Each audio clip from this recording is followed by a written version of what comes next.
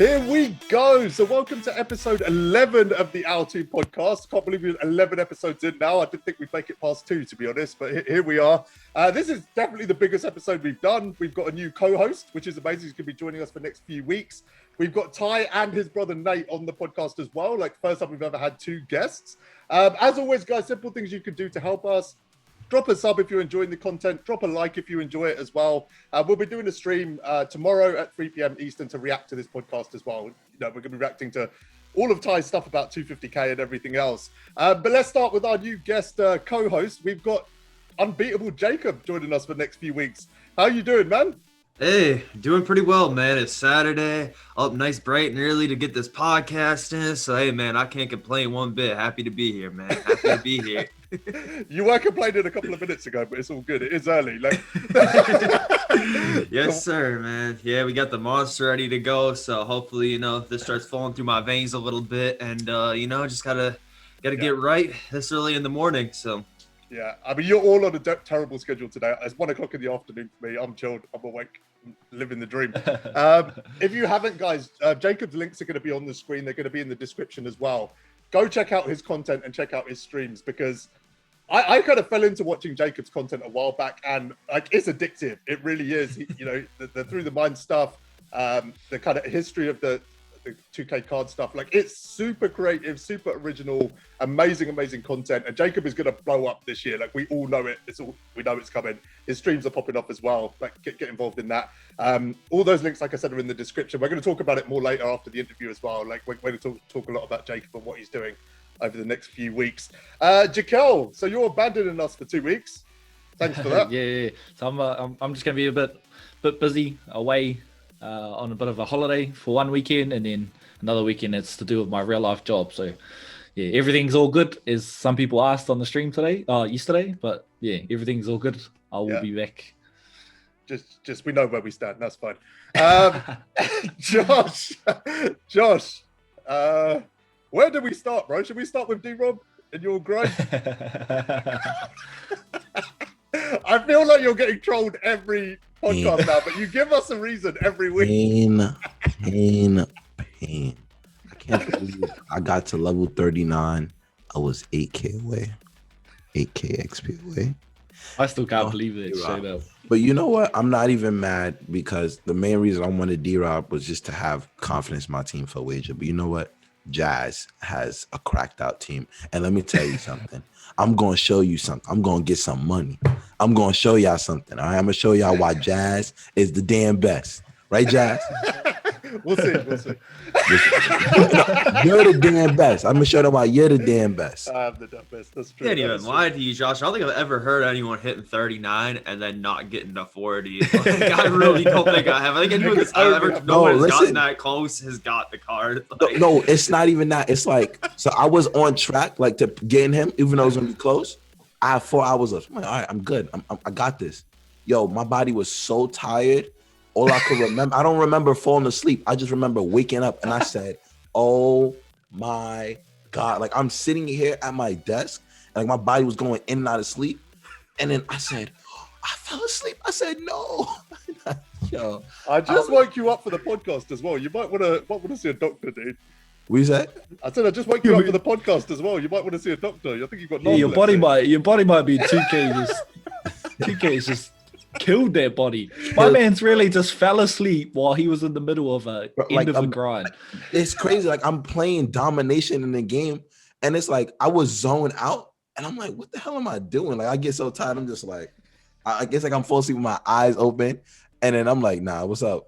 Then I just remember opening them, and I said, when did they close? Like, you know, Jacob, you got D-Rob, right? I was so yeah, I got D-Rob, but honestly, like, it's cool and all, like, to have him, but Kareem, from what I could tell playing yesterday, is quite a bit better. For current gen or next? Though. Next. Yeah, that's another thing too, to like preface, like, everything that I say to the next couple of weeks being on here. Like, I've played probably a grand total of maybe like a dozen current gen 2K games the past 5 months. Like, I'm fully on next gen, been fully on next gen. Yeah. So like, it's crazy because you start to talk to a lot of people in the community and you always got to clarify next or current because they're so totally different games. Like they really are. You like always have to clarify when you're like speaking on any subject. Like, oh, this card. Okay, are you talking current or next? Okay, cool. Now we can talk. Like there's so many cards that are vitally like game changing different. Like my man Ben Wallace. In case you guys don't know, Ben Wallace, my favorite player. That new card that came out. Like, he is incredible on next gen because it's a little easier to shoot with a low 3-ball rating. He's got quick dribble style. That's a big deal on next gen. Doesn't matter on current. He could curry, slide, pro to escape on next gen. He can't do that on current. So it's like on current, there's more than dozens better options on next gen. Like he's good enough where I can run him with all that kind of stuff. So it's interesting you say that because like I literally hit the XP grind wall with that card. Like that was the only card I didn't get. Like I just stopped dead. Like I literally cannot do it. I can't do another second of XP. So yeah, I stopped dead there. Jacob, you told me a story the other day about how you first encountered Josh. Please tell that story. So this is back, I think it was 2K 2012 and 0 month of Jerry Lucas. So I don't know what month that was now. I think it might have been June. I was actually just playing, trying to get the card, and I was at Unlimited and matched up with Josh. I did not know of Josh at that point in time, but I saw he had his name, Killa Josh, YouTube or whatever it might be, as his username on PlayStation, or it might have been on his court, custom court, something like that. I kind of forget. It was on the court. It's probably, it's been like 9 months since now. And so I'm playing against Josh and like, right off rip, it's a pretty close game and everything. We're going back and forth, trading buckets. And I'm like, I'm just going to look him up real quick. I got my little dual monitor set up. I'm going to look him up real quick. So I pull up his YouTube and he's streaming. Like, all right, cool. But I'm sweating pretty hard because, like, I want this Jerry Lucas card. So I'm like, I'm not going to say anything. I'm just going to keep him up tabbed in my background here. So I'm, listening to him, I'm playing. End up, taking a little lead. I'm up 7, 8, whatever, might be in the fourth quarter. And I'm planning on like typing like good game, man, and dropping him a sub after I close this out or whatever. And right once the game ends, I pull up his tab and it's like the user has went offline. I'm like, bro, I can't even say good game. This man already ended his stream, like he's out of there. I was so heated. It's because the Jerry Lucas is after Glenn Rice, right? Yeah. After that month of going for Glenn Rice, when I tell you I was so over, like I would get to like, I think when I played you, I was like 6-0 or something, or I was 6-0 and I was about to go 7-0. And then I'm like, who the hell is this Jacob guy? I was like, why is he sweating me? Playing, and I'm like, there was a point where I had a little bit of a lead. It wasn't always, the lead was always enough where it's like, it's still close, but I couldn't be comfortable. And in the fourth quarter, I had like 2-3 bad possessions back to back. And I was like, I'm so done with this game. Yeah, Josh is literally the only person that rage quits in real life. Like, whole stream went down. Damn, I said, I see why his name Unbeatable Jacob. I said, this damn guy. I said, this guy's tough. I said, there's no way. there's no way his name is Unbeatable. And he's not good at the game. All right, guys. All right, let's get into a question. So we always start with a question from one of the subs. It's always a comment on the previous podcast. Leave a comment now, guys. Get involved. This is our team. It's not about us. It's not about the guests. It's about all of you guys as well. Shua TV asked a question. If there was a retro promo next year, what 2K21 cards would you want to see in it? So if they did a retro promo next year, what cards from this year would you want to see in it? Have to be Terry, like a Terry. Big time of Terry. Dishwasher, yeah. Like that card would just be so fun again, just to see, just because of it was a bit of a meme, the whole dentist thing. Michael Red. We're gonna get into Michael Red. Get rid of that card there. Ain't no unlimited cards coming in those packs. I hope that's what I don't want to see. If Terry was buyable, how much do you think he would have gone for? 300, 250 to 300K. Before, like he was known, or like now?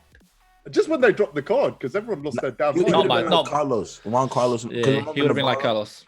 Remember Navarro? He was like a buy now, and literally now he's like 200K. Like, but the thing is, though, there just wasn't that many cards when he came out in January. Yeah. Like, he was actually really ahead of his time. Like, of course, he's a little bit outdated now. Just doesn't have all the offers that a lot of these new cards that came out. But realistically, at that point in time when Terry dropped, as far as like the, you know, primary ball handler, go get you a bucket type of dudes, it was like him or Honda. That's all we really had. Like Kawhi wasn't out yet, or any of those kind of guys. Like, yeah. And he made people doubt the Kawhi grind. You got to remember that. That's how good of the card, like the time when it came out. Yeah, people were like, everything. I might not go for Kawhi now just because of how good he was. Yeah. I'd like to see Diamond Rudy Fernandez if they do retros. Oh yeah. You just took my answer, Josh. You don't even like. Well, you snooze, you lose. No. You don't even like. Hey, that's what you get for saying this said bum Larry ass Johnson. unlimited card. You should That's have what you get said for saying Larry that bum Johnson. ass. That's what you should have said. You should have said Diamond Larry Johnson. Even if they don't release a retro, he's always going to be the best card. Rudy is my friend. Rudy was my friend. I'd like to see Pink Diamond Malik as well. I think that would be a good retro card. Oh, he just out here stealing answers now. I'm in your head, Josh. What's up, rent free. I got a question from me. So a couple of weeks ago, we had DBG on, and he said cards basically were way behind where they were last year. And he kind of broke it down, and logic was right. We had D-Wade, this time last year, and point guard Ben Simmons. I think there was a lot of cards that were ahead of where we are now. But kind of after a few days, I started thinking about it, and I was like, I'm not sure if I agree with that. Considering the sort of how customizable cards are now, right? We're seeing cards up on the auction house with like 50 Hoff badges going for £2-3 million. You could basically turn any card into a 99 overall with enough work. Do you think that the content is behind where it was this time last year at this point? I think it is for the sole reason of who you had to play the point guard positions at this point last year in the game. So like for me, I'm always big on like just saying like the way I run my offense, which most people do, not most people, a lot of people do is, it's just a lot of pick and rolls, a lot of PNRs, point guards and centers, and the cones, the 2, 3s, and 4s are kind of just standing there hitting shots, feeling me out late in the shot clock. And this point last year, you could use LeBron at point guard. You could have Giannis at point guard. Yeah. You could have Ben Simmons with a 77 3-ball plus range at point guard to get that Evo. I don't know when the Evo came. I don't think the Evo was out at that point, but still. And he could pro 8. So, like, just the sheer possibilities of these giant point guards that you could run last year, I think is a big difference. Like, maybe the stats and badges might not validate that statement, but just the people that you could use at point guard, I think made a big difference offensively and defensively, because, like, it was so much easier to go out there at this point last year with Giannis as your backup point guard and Ben Simmons as your starting point guard. And then you got your 2s. You could have, pretty big 2s. You could run out with lineups that were 6'9" and up from everybody 1 through the 5 at this point last year.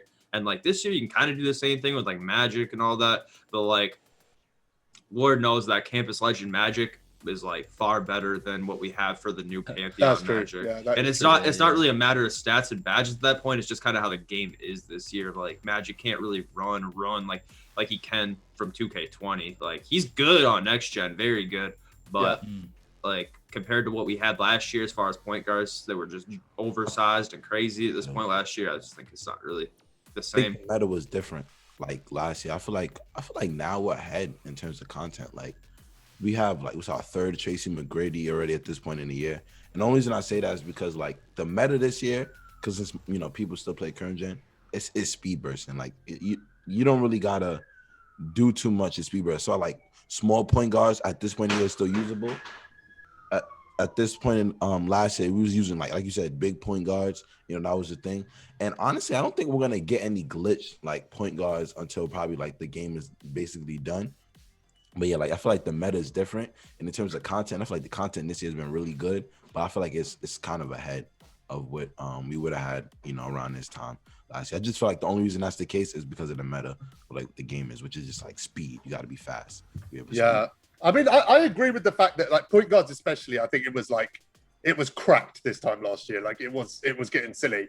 But then I don't know how OP it is when everyone's running those point guards, right? Do they just cancel each other out at that point? Like, I don't know. But I do think that the kind of how customizable things are this year, it really allows you to turn what can be quite an average card into like a really OP card, right? Like, I was watching the Killzamoy who we had on last week. He's got a Magic with Hoff range. He's got a Luka with Hoff clamps. We've got plus 10 coaches in the game as well now that are just boosting everything to the point where, we're almost at a 99 everything Giannis at this point. I do feel like Yeah, I feel like it's comparable. I don't think it's like way behind. I think it could be ahead, but it really depends on how you go about the game and whether you are badging up your players or looking for badged up players and things like that. But yeah, we've got hot 40 hot badge cards being released now. Yeah, if you really broke it down and looked at it in depth, I bet you it's almost the same. Like they've just fooled everybody because it's different. But Who it's was I not was gonna different, say? you To know what say I mean? it's like drastically one way or the other Yeah. is just like Yeah, no It's way. splitting hairs. It's very close. At the end of the day, it's very, very similar. Close. I just feel like the meta just really changes like how people will see it, Yeah. honestly. But you know, it's gonna be something new every like last year. The meta was basically like you gotta run a big lineup because we have so many big point guards. It's like you run a big lineup, you're gonna have probably the most success. Who was My the best lineup- center in the game this time last year? buzzer beater Kareem to me. Yes, no, yeah, he was good. Yeah. He Yeah, didn't I would even say need so. range. That's why when this Kareem came out and I heard he didn't have range, I wasn't really too worried because I'm like, last year Kareem's call without range was still the damn. I mean, best. did that Kareem compare to this D-Rob, this Kareem, this KG? Yeah. I don't think we had a D-Rob this good though. We had D-Rob Opal, but he wasn't that good. He didn't get his Evo update yet. He was kind of like an early. Yeah, he Yeah. was like outdated kind of at this stage last year. But like we were saying, it's like really similar. Like I always go back and look and like there's like a scary amount of similarities between like certain cards that were dropped in 20 at the same point that they were dropped in like 21. Because like if you guys remember Pink Diamond Frostbite AD, you compare that to the Opal AD we got this year in Idols, like they are nearly identical. Like they tweaked a few stats and a couple badges. You take like buzzer beater Kareem from last year and compare him to the Kareem that we got yesterday. They are very similar. You know, they tweaked a few stats, +2 and 3-pointer comparable, et cetera, et cetera. You compare the Inferno T-Mac to the Leap Year T-Mac. It's like a little behind, but you know that Inferno T-Mac, but they're just really close. Like a lot of the cards that came out are really, really, really close. Cause like every time we get a new card, well, not every time. I'd be lying if I said I was that deep in. But like a lot of times I'll go back and like compare like, oh, we got Ben Simmons around this point last year. Let me try and compare it to the Ben Simmons of last year at this point in time. The Pink Diamond Inferno Ben Simmons we got this year is very, very similar to the Diamond Glitch point guard Ben Simmons we got last year. Yeah. It's like they're very, very similar. They'll tweak a few stats, a few badges, but they're very similar as far as like actual value for who they are, what they are. Yeah, that's a good take. I mean, it kind of leads to another question I've got later, actually, after we speak to Ty. But yeah, let's get into this new season then. I mean, we are at new season. First thing, guys, overall, like cards aside, what do you think about this kind of glitched concept? I don't see where's the glitch. Like I don't know if it's because the first set I didn't see the glitch. My idea of glitch was probably an adjusted height from a player, or you know, just like the glitch set, like players doing what they normally can't do. I just feel like they just dropped a bunch of cracked out cards, but I really don't see where the glitch is coming. I don't know. Maybe it's more. But like every card is glitched at the moment. So the more OP everything gets, the harder it is to pick out the glitch. Yeah. Everyone's doing things they shouldn't be doing. You know what I mean? Kareem is pulling from deep. Their boy ain't never shoot like that ever. So like it's all. But that's a 2K thing. Like the buzzer beater one we got last year, it wasn't even a glitch card. He had like an 80-something 3-ball, no range. But yeah, I like me. Like I guess. Maybe my expectations for glitch was a little different, but then it just started. So I'm just expecting like you know, I would like to see like, let's say if they dropped in another Isaiah Thomas, make him 6'3". Let's see what he would be like. That glitch card would be like if he was like 6'3". I feel like he'd be usable. Or like you add like a Zion. Remember we was talking about this on the stream. Yeah, like if you added a couple of inches to any player, which player would be the most OP? Yeah, he would be so tough. So I was expecting something like that. Hopefully they use this idea because you know 2K like to rip us off. You know, I just wouldn't mind it because it'd be something new and it would just bring a little bit like a new hype to the game because we do the same thing every year where it's not really adding anything crazy because we're already doing crazy things with cards that have never done. You know what I mean? Ben Simmons has hit like a handful of threes in his probably whole life, but he can pull out from deep. So probably like one or 2 inches to a player won't break the game. Shoot. So it'll just change everything. I got a couple of things to say on this. So like I think like a lot of the glitch stuff that's going to happen, we haven't really seen yet. I think that glitched token market, glitched whatever it is, the glitched market, whatever they're calling it. I think there's going to be a lot more that goes into that. Like we don't even know how to get that Taco Fall yet. I mean, you could say Taco Fall with 77 speed is glitched, even though I still never run that card because you just get fried in pick and rolls. But like I think we're going to see a lot more stuff like that. I think we're going to see like ruin stuff. Like there's things in this season that just haven't been discovered by the community yet because it's only 24 hours old. And on top of that as well, like if you look at those glitch cards or the OG Anunoby and the Frank Ntilikina that are in those packs, they actually are a little bit taller than their listed heights. So like Frank is listed at 6'4" IRL, and the card version of him is 6'6", which makes sense because a lot of people say that Frank Ntilikina is not 6'4". He like grew since he's been in the NBA or whatever. OG Anunoby I think is listed at 6'6" or 6'7", and he's listed at 6'8". And also, if you take a look at Andre Karolenko that came out yesterday, his wingspan last year and on every card this year has been 7 foot. They added 4 inches. Yeah. So, like, I think they will do stuff like that. And I know there's a lot of people that are saying, like, that's a good idea. I want to see who could be usable. Like, we get the same stuff every year. I just think there's a lot of other things they can do to add spice to the game other than just, like, magically grow players taller.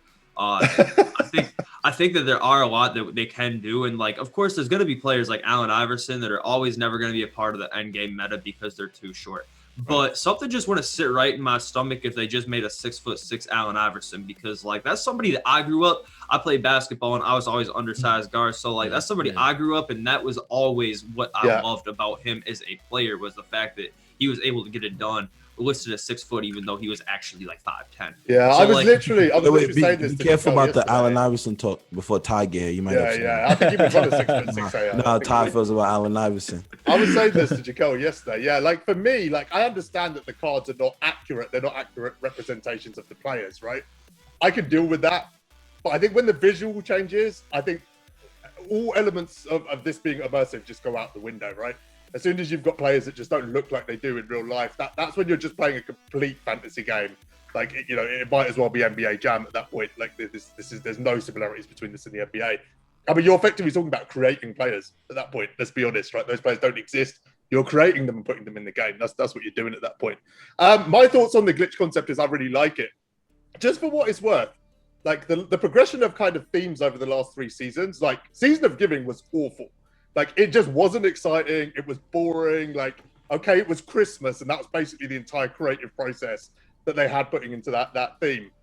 Age of Heroes was already a huge step up. Like, I loved the artwork. You know, I loved the content. I loved the fact that we had these hero versions of cards. They introduced dark matter coaches. Like, just everything was kind of taking a different life in that. And I think this glitch stuff is awesome. Like, the fact that they've got these kind of codes and like these hidden things all built into it, it just builds another layer of interest to the game. Creates a lot of stuff. Creates a lot of stuff they can just keep on adding during the season. But yeah, I don't want too much on the height thing. Like I'm talking like 1 or 2 inches. Just it's a little change, but it's nothing game breaking. Don't be don't be making Michael Jordan 7 foot. You know what I mean? Like, I don't want to hear that. I think 2 inches is good because like I said, like just you name a few players. You even throw 2 inches on LeBron. You got a 6'11" demigod. You throw 2 inches on Durant. We finally get the real life Durant 7 foot. Because ain't no way in hell Durant is under 7 foot. Like there's no way somebody gonna sit there and tell me that. So we get we get a 7 foot Durant, and he moves the same way his 6'10" card does. It would be fun to see that. You know what I'm saying? Like me personally, like I want to be able to use Zion in this game, but there's just no way I'm running a 6'6" power forward, bro. I'm sorry. For sure. All right, let's get into some of the content because we're running out of time. We've got to speak to Ty in like 15 minutes. So we'll catch up with the rest of the content afterwards. But let's start with JR Smith. I don't know how I feel, to be honest. So I'm going to let you guys go first. I want to hear Jacob. I want to hear Jacob's thoughts on that card. Yeah. I've heard of yours. So like, is after season 2, I started sharing my account with Dale. If any of you guys are familiar with him from Ireland. And he's always just on top of the offline grind. I didn't have to do anything to get Kawhi or D-Rob. I would load up my game and my XP would magically be done. So, like, I haven't had to deal with the struggle of the XP grind. I haven't been the one doing it, so I can't sit here and complain about that. But I would never push to get this J.R. Smith card myself due to the sole fact that I got Pete Maravich yesterday, and I think he is better than J.R. Smith on paper right now just because of jump shot base. He's an inch shorter, not a big deal. You look at the badges and compare the cards. I think that if I had to pick the 2 cards, which one do I want on my team? I'm going to go with Pistol Pete every time. And I think we're finally getting to that point in the year where like the level 40 card is no longer going to be like, if you want to play at a high level, you're going to want to have or need to have this card. I think the level 40 grind is going to get easier to do which we've already saw from last year where they're kind of adding an XP for just playing triple threat offline games, play just TTO online games, whatever it might be. So I think the XP guys are going to get easier to do, and I think the cards are going to get more of a luxury style thing. It's cool to have them, cool if you don't have them. And J.R. Smith doesn't really excite me. I definitely won't be grinding for the XP, but knowing Dale, I'm sure he'll just show up on my account one day and I'll be like, cool, J.R. Smith's here. Henny guys home. What's up, stream? Like, watch me get some buckets with J.R. Smith and throw him in the lineup and go about my day. But like, I just don't think he's the type of card where it's like, me and Jacob have a similar deal. So I grind the XP. He does unlimited usually, and it's a good way to do things. By the way, if you've got a friend. Go share your account with them because can I get a friend? Can Killa Josh get a friend? Everybody has a friend. Can I get I got the level 39 and no can I get a friend, please? Somebody help your boy. You just need an 8K friend. No, but I agree with Jacob though. Like the whole luxury thing. Like even though I miss D-Rob, I'm not gonna lie. I was bothered in a moment only because how close I got. But then again, like we're getting to almost that end game point. He's still the best center in the game, but it's getting to that point. We're gonna get some more centers that's gonna be pretty damn close. Or like somebody. My thing on JR is just I didn't expect JR. They caught me off guard. I swear to God. There's only so much you can do with a 6'6". I don't care if you give him every Hall of Fame badge. It's Pro 2. It doesn't matter. Yeah, I'm like when they said JR, and it's like a card that's like normally glitched in the game. I'm like in 2K, JR Smith is always pretty cheesy with his threes and stuff, but like. A level 40 card though, like did I want at this point of the year too? Every card has range. Every card's gonna have everything he has. So I just don't. So I'm gonna give you a hypothetical, and it's a big hypothetical because it's probably not gonna happen, right? What if they don't release these kind of glitched OP point guards, right? Let's say they don't end up releasing a point guard Giannis. Well, what we looking at max then? Say Simmons and Giannis, right? Say they don't release those two. We're looking at 6'8" max, right? We're looking at LaMelo's, things like that. That JR then becomes competitive, right? And even if they do release those cards, what if they don't release them until July? Does JR then become the best point guard over that period? I will say this for next gen, no. One of the arguments that's annoying me is like people are literally saying, oh, but Luka's 6'7". He's an inch taller. JR's got like 15 more Hoff badges. Surely that outweighs like 1 inch. And especially that Hall of Fame clamps is a big deal. You notice it now. Yeah. Like you team with like Luka and then everybody else got Hall of Fame clamps. I'm going at Luka, pick and roll every time. I don't care if I don't score or not, but we going at Luka the entire game.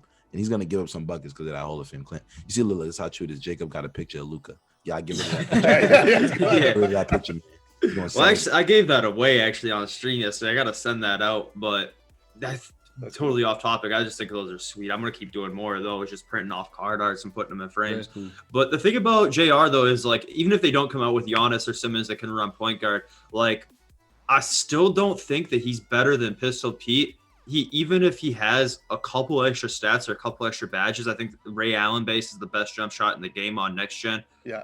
It's the quickest anyways, and that's all you really want out of your 3-hunting point guard. So I think that even if he did, which I don't think he does, have extra stats and badges on Pistol Pete, I still think he's better. I think that Luka will be just as good, if not better, just due to that XM base, because at the end of the day, J.R. Smith, once he comes out, he's going to be a 3-hunting point guard that can get to the rim a little bit. And when you're talking about 3-hunting point guards, a few extra badges, a few extra stats, a few extra inches, that's all cool and all. But the biggest thing, if I'm doing a 3-hunting style offense with my point guard sitting behind screens hiding, the biggest thing at the end of the day is going to be that jump shot base. Of course, they all have half range. So J.R. Smith's jump shot's good, but it's not XM base. It's not Ray Allen base. It's kind of in that tier below the top couple jump shots, the XM base, the base 98s, the Ray Allen base, those types of jump shots. So like, once he's again, absolutely cracked on defense though. Like, but there's only so much defense. Like, trust me, there's no card like unless you're like Giannis 6'11" with all the Hall of Fame badges. Like, defense really doesn't matter when the other card's got 99, and it's just defense just doesn't matter like that because no one's really like clamping up with on ball. It's all rotations and all. And punches. Like JR won't be guarding ball anyhow because right now with Pistol Pete in my lineup, first thing I do once I load into a game, AK-47, you go guard point guard.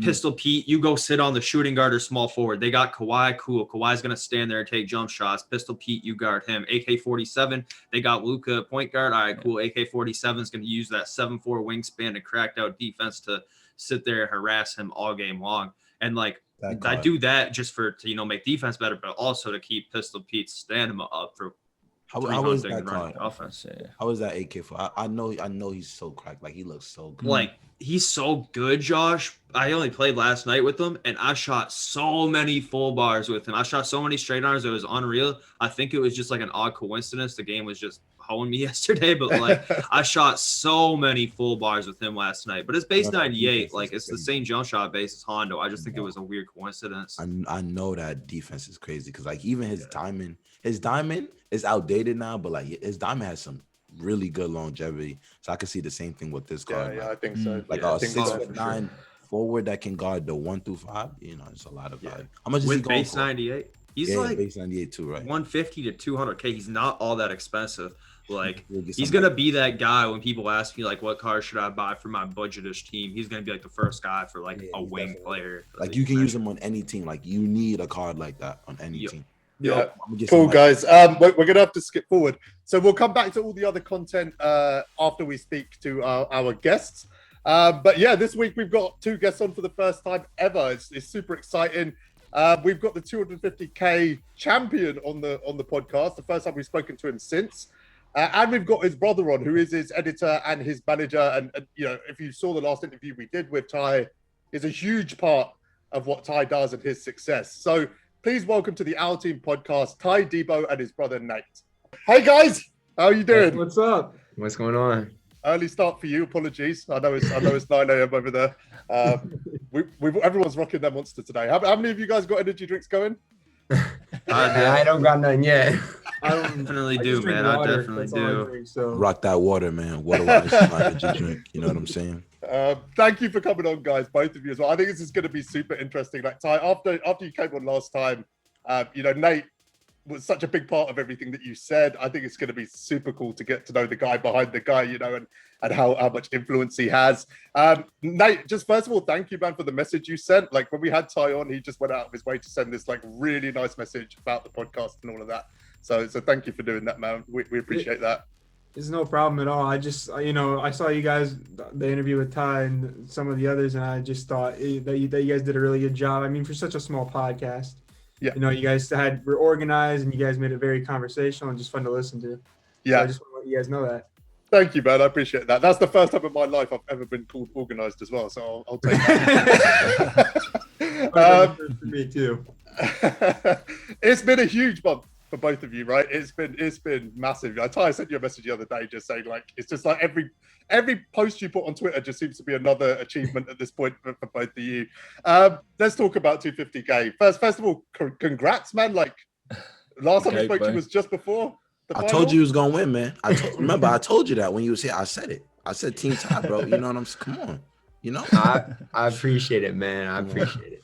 Yeah. I mean, it was an epic final. Jacob, you were commentating on DBG's stream as well, right? For the final? Yeah. I was commentating with DBG for like the whole entire round of 32 or whatever it was. And then of course the finals. And like, I mean, overall, I mean, very, very, very happy for you, Ty, Nate as well. I mean, you guys are obviously, you can't understate what you guys have done both for the community and everything like that. The come up of TYDEBO, his channel, his gameplay and everything is pretty legendary. Like, next time we see a Ty, I mean, what can you even compare it to, right?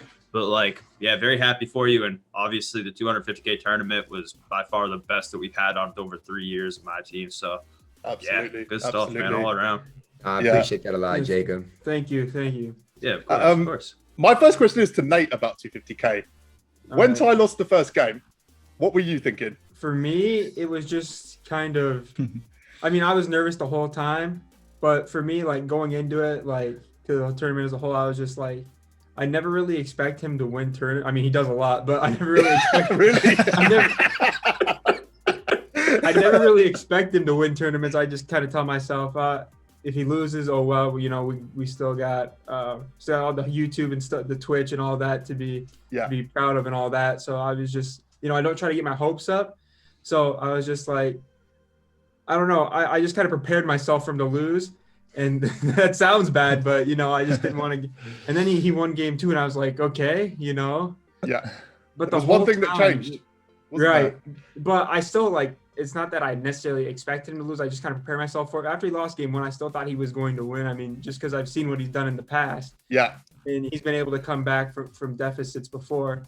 But it was just, I mean, for me, I was just kind of nervous the whole time. I mean, obviously you want to win game 1, so I was kind of like, dang it, But that's a good mindset to have, obviously, just kind of expect the worst and hope for the best type stuff. But after game 1, it was such a weird game 1 because you're watching that Splash shoots 92% or whatever. And I'm thinking, ridiculous. Yeah, I'm thinking in my head, I'm like, all right, so if Splash keeps this up, he's going to win, right? Ty, you got a little bit flustered about visibly, I've watched you play hundreds of games and I'm like, I've never seen Ty like this shaking.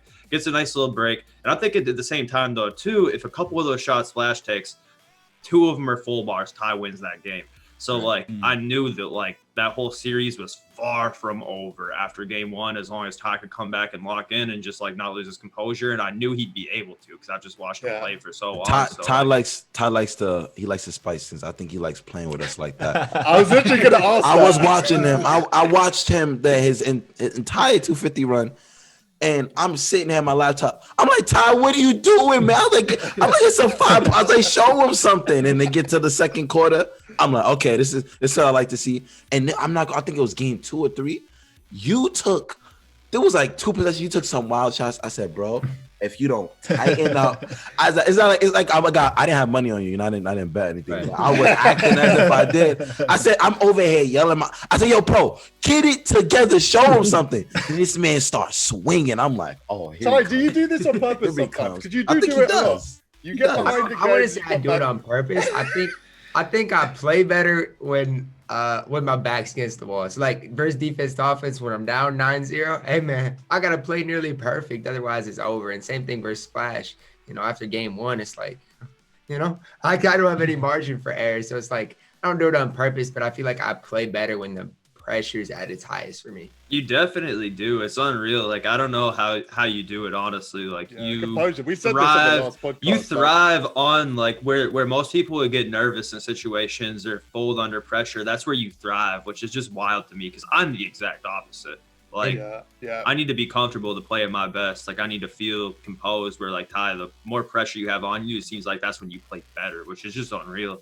I was watching the series back, and it seemed like I didn't green a lot of shots, but then in game 3, if you watch it back, everything, and I don't green that much, and everything I shot was green. So it's it's just I feel like when it's at the highest, or the stakes are the highest, that's when I can step it up a little bit.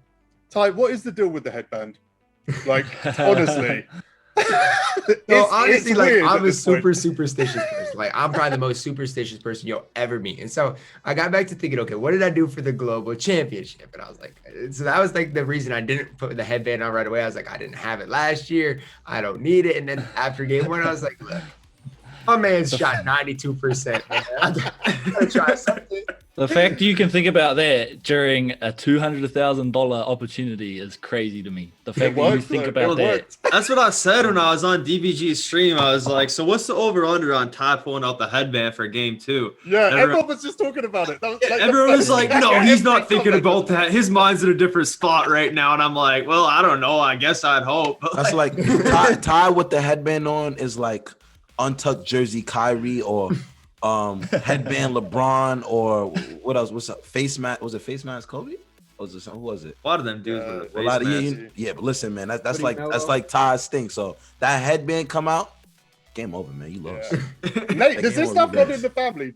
Are you guys quite superstitious? Are you superstitious as well? No, I wouldn't say near as much as him. I'll say every time he's he won the globals or he won the 200, the 250K. I haven't been with him, so whenever he's playing in a big tournament, I leave. I'm not with him. Yeah. Plus I'm afraid I'm what if I trip on a cord and like the internet. I'm just like, I need to get out of here somehow. Or like, That would be an I don't know. awkward Thanksgiving. I'm always afraid of something. Nate be outside just playing catch, sitting on the porch just playing catch. You got this, man. You got this. Last time Ty was on, he told us about the story of you guys basically going full time with this, and you know his situation with college and things like that. Nate, what was your story from that time? Like from your perspective, like what were you thinking, and what led to the ultimate decision for you to go full time into this with Ty? Right. So I think the big thing was, I graduated college and I had a job and I really liked my job, but I saw an opportunity for him just to kind of grow, because I saw how quickly he was growing and he was still like a college student. Yeah. And for me, I was working at a newspaper company as a sports editor. I really enjoyed it. I just texted him. I said, Ty, you have this platform right now. You're picking up heat. You know, he had just won that was the global championship he had just won. So I texted him. I said, hey, take advantage of this. And he was working 16 hours a day while still being a college kid, getting out like 1 or 2 videos, streaming, doing 12 and O's. And there was just not enough time in the day for him, I guess. Yeah. And I said, Ty, I think I was the one that was just like, Ty, I could come work with you. We could do this together. Like, I don't know where it's going to take us. We could be out of business or whatever in a month or 2, and this doesn't work.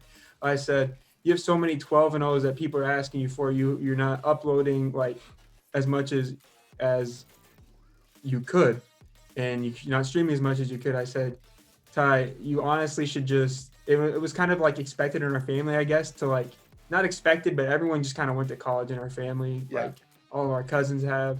Just like, it was kind of weird. I felt for him, for a feeling for him to just be like, hey, I'm going to do this instead, like the alternate route, because no one really does it. But I was like, Ty, like this could pay dividends for you. And especially with us working together, I feel like if we work really hard, you have so much. I mean, you've already grown so much. I was just like, I think we can do this. Yeah, absolutely. So, I mean, a lot of people don't know exactly what you do. So you're his manager and you're his editor. So how much time do you think you took off of Ty, like, you know, for the stuff that he was doing before?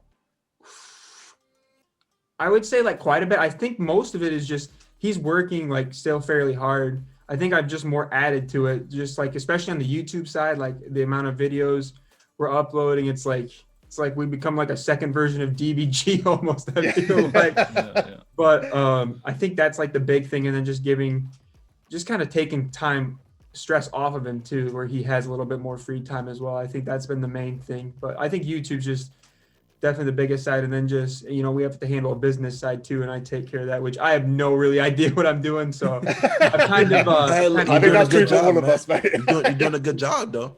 Yo, I'm sorry. I'm looking at both of y'all. Yo, so who looks like which parent? Because y'all don't look too similar to me. Like who looks like mom and who looks like dad out of you two? I don't even know. I feel like I look more probably like mom, but I don't know if you look. I've been told both, so I have no idea. You're a mixture of both? Okay, so you Nate just got his own face. Nate's just his own person. It's Nate world and we're just living in it, man. Have you guys always been close? Because to do this, you need to get on, right? Like, you know, people hire editors and fire them and things like that. You guys are family, and to make this work, you know, I've worked with family before and it hasn't always worked well. Have you guys always like been this close to the point where you think you can make this work? I would say for us, like, obviously when we were younger, we were close, but we were super competitive. And when I say that, like, we had like these little basketball hoops downstairs and he would beat me, or like, you know, I would get like, I don't know, I would like get thrown to the floor and then I'd go upstairs like super upset. Like we used to just battle and like fight all the time, but it's like we were super competitive. And then I would say when he got to like high school and we started getting like pretty close, and I know a lot of people are like, business is different, you know, and we don't always see eye to eye. I mean, there's little things like we'll disagree on, whether it's a video idea or, you know, you need to do this by then, like we have little disagreements, but at the end of the day, it's like, it's nothing like major. And it's like, if I want to make this thing happen, it will be with him. So no, yeah. I would say we're super close. Yeah, I mean, I'll give you an example. You know, we've kind of become like a family on our team as well. You know, me, Josh, Jacob, really close. And yesterday, they literally had an IRL fight about Michael Redd. Like they literally like to the point where they were calling each other toxic. We're gonna get into it later, but it was so funny.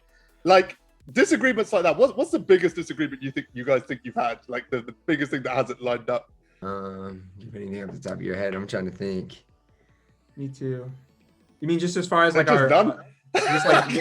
just like our YouTube and all that? Yeah, And like an idea. like anything with our Yeah. You know, we really we've done a good job of talking things out. I can't really think of anything big that we disagree on. Honestly, if we're being completely honest, he usually just kind of defers to me if I have an idea. And he's just like, yeah, we'll do that. That's fine. Well, my thing is, it's like I used to love streaming in the morning. It's like that's one thing I had to get away from because obviously I need the videos for him to work, and so you know that's like it's not of a fight or a disagreement. It's just like an adjustment I guess I had to make.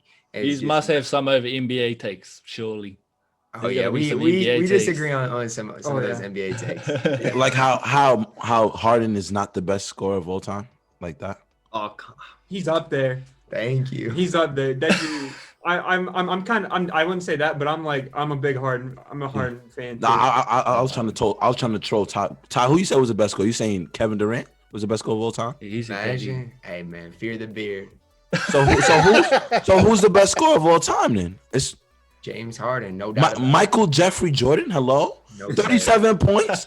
Well, like the 3-point line was barely being. Oh, come on. It's so hard to compare scoring across eras though, because like you could have an argument like Wilt was dropping 55 a game. How much would Harden score back in the 1960s? It's so hard to compare eras, especially when talking about scoring. Especially But free throws though. Especially like the ways the game's called. That's what I was gonna say. But the way Jordan played though, and the way the calls are now, I feel like he averaging like 45 in his peak.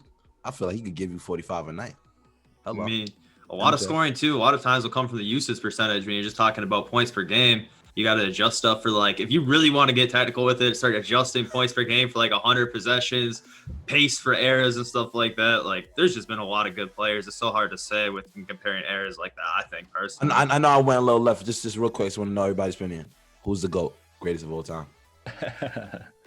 Oh, Josh, we're going to get a lot of Matumbo comments. Who's the GOAT? Who's the GOAT? I know my GOAT. Yeah, Ty, you like Wilt, don't you? Like, is that like a real thing or like? I think he's trolling us. No, it's not trolling at all. Like Wilt Chamberlain, guys, legitimately had 23 blocks in a game one time. Like, you can't argue with the numbers. So what you're saying is if Ben Wallace played in Wilt's there, he would have got like 33 blocks in a game. All right, sounds good. With all due respect to Pistons. Yeah, Will. Listen. Julius Randle is the greatest basketball player to ever walk on the court. All right. My Knicks have to hear another take like that. Maybe the ABA GOAT. Maybe the ABA GOAT. I give him that. My GOAT. I think I would have said. I could see why you say Wilt. No, like seriously, because you look at Wilt's numbers. I mean, I know the time is different, but even to just come close to that is tough. Like I think what Kobe had the second highest scoring game of all time, right? It was like what 81? 81, I think. 81. Yeah, so yeah, that is big though. I can see why. I know two people in my life that actually said Wilt's the GOAT. The first is, you guys know like the carnival, they got like those like rigged mini hoops or whatever with like the oval. Bro, I can't tell you how much money I lost on one of those when I was young. It's such a scam, Ty. It comes from your pride because it's like I know I can shoot the ball. I know I can shoot. I'm not bugging. I'm like, no, I'm gonna show him. So I'm like, yeah, put another $5. I'm gonna show you something. That's a mess. There was one of those back home when I was a kid, and there was a guy who was like running that, and he would literally sit on the corner of that mini hoop and just sit there and argue all day with people about Wilt being the GOAT. Like you would have swore that like Wilt got like paid by this dude or something like to like sit there and argue with him. The second person's time. Was he just like blocking people while they were playing the game? Like just you couldn't get away from him, man. You couldn't get away from him. Like you wouldn't even have to ask him anything and he started going on about Wilt. Was he like an older guy who watched him play? Yeah, he was. He was like an old head who looked like he literally had been running this little scam mini basketball carnival game for like 50 years. Like you should have asked him anything. You should have like, would Wilt approve of this? Would Wilt approve of you running this game right now? How would your GOAT feel right now? All right, guys. So, Ty, you said last time you were on, you were a 4-sport athlete, right? That's what you said. Interestingly, I watched Jacob's video about you and actually learned a little bit more about you. There was clips of you playing basketball and football and stuff. Was it beater? Say again? Buzzer beater tie, huh? I see that. So yeah. Full court shot. Half See it. court, Yeah, I saw that. So did you guys both play the same sports growing up? Yeah, I think everything was the same. I mean, we both played football, basketball, ran track, and then he played baseball 4 years. I played 1 my senior year. I Yeah. played football for 2 years. It was a smaller school though, so you could just kind of do whatever you wanted to, as far as like sports and stuff. So like we kind of had, well, not had to, but I mean, if you want to be good, like a lot of your athletes have to do, play more multiple sports. Who was better at each sport? Look at Football, I Nate. don't think it was close. Nate gave him that look. He said, "You better answer this correctly." Man. He said, "You better answer this correctly. Don't lie." Hey, I'll give him baseball. I mean, baseball was probably it. Baseball was probably it for me. Other than that, Home Run Nate. That's your nickname, Home Run Nate. That's your new nickname, Home Run Nate. Nate, were you playing baseball and running track at the same time during the spring then? no, it's different. I was weird. It's one of the Is few high schools that plays baseball in the summer. Oh, So- really? So yeah, so it's like track goes into baseball, and then baseball goes right into football, just like that. So you like really don't have a break. Wow. Okay, yeah, that's crazy because like here in Michigan, I thought that was kind of like everywhere, like they were both spring sports. So like if you wanted to do both, like you were either missing practices for one or the other, like you kind of had to like more or less commit to the other one. Like Yeah, if I you were was one just of the like few that, too. like there was like kids that would like mainly play baseball, but they're so nice at track. It was like just show up for the meets, like right. Yeah. Go ahead. Do you think your background in kind of team sports, especially like, I mean, outside of what track, everything you've done is basically team sports, right? Do you think it's helped you with this project, working together and stuff? Go ahead. I think it definitely has. I think like the biggest thing though is just kind of our parents and the way we were raised and us getting along. But I think sports have definitely played a role in that as well. But I'd say the main thing is just our parents both. I think we were both raised fortunately by really good parents, and they raised us the right way. So, and the thing that helps a lot is, we both have the same interests. Like we played the same sports. We are interested in the same thing. We do a lot of the same stuff in our free time. So it makes it easy for us to work together, I feel like. Yeah. Hey, I need you to get Ty in real life cards, ball. Like those videos you did. Like he I don't wasn't know really about into these those IRL cards, cards, man. man. He really wasn't into I them. love them. I'm like addicted now. It's bad. Yeah. It's bad. Come on. It's fun, Yeah, though. Jaquel didn't send me my cut of his last Profits Beat, man. I'm still waiting on that. You know what I'm saying? I saw. Well, you got Ty into Top Shot, I'm assuming, or Ty kind of just like decided to like look into that on his own timing. Well, I mean, I was just seeing a bunch of stuff, and then we just kind of, both went into it. I But feel like you had a bigger influence on that because I was like, no, I want to stick with IRL cards. Like, no, we should do this. And I like thought about it. I was like, all right, fine, I'll do this. Just like this one thing. But Ty was on stream at one point for half an hour, just telling like everyone in his chat that you're a muppet for not doing this, basically. Like, he was picking up cards. How are you getting on with Top Shot? it's not like so far. I looked the other day. It's not looking pretty good. It's looking like the stock market, man. Oh, Lately, geez. it's been pretty rough. So You haven't sunk 250K into it, have you? Not quite, but he sunk a little something. I mean, those profiles are public. I've been watching that little LeBron card he picked up. It isn't looking too good for you, Ty. I cannot lie to you, my man. Galaxy Opal Jared Culver, right, Ty? That's what we want. I say Let's- vote listen, Culver, hey, vote Culver. listen, man. Like, go, boy. Listen, man. I just feel like you gotta push out that Obi Toppins. I feel like as a Knicks fan, you gotta show some love to us. You Hey know? man, I hope he makes it to the Listen, finals, man. He's gonna make, but look, I'm just gonna tell you what's gonna happen, bro. I don't want to offend you, but Obi's gonna win it all. Obi's gonna win it all. Hey man, we'll see what the all, influencers all do, the man.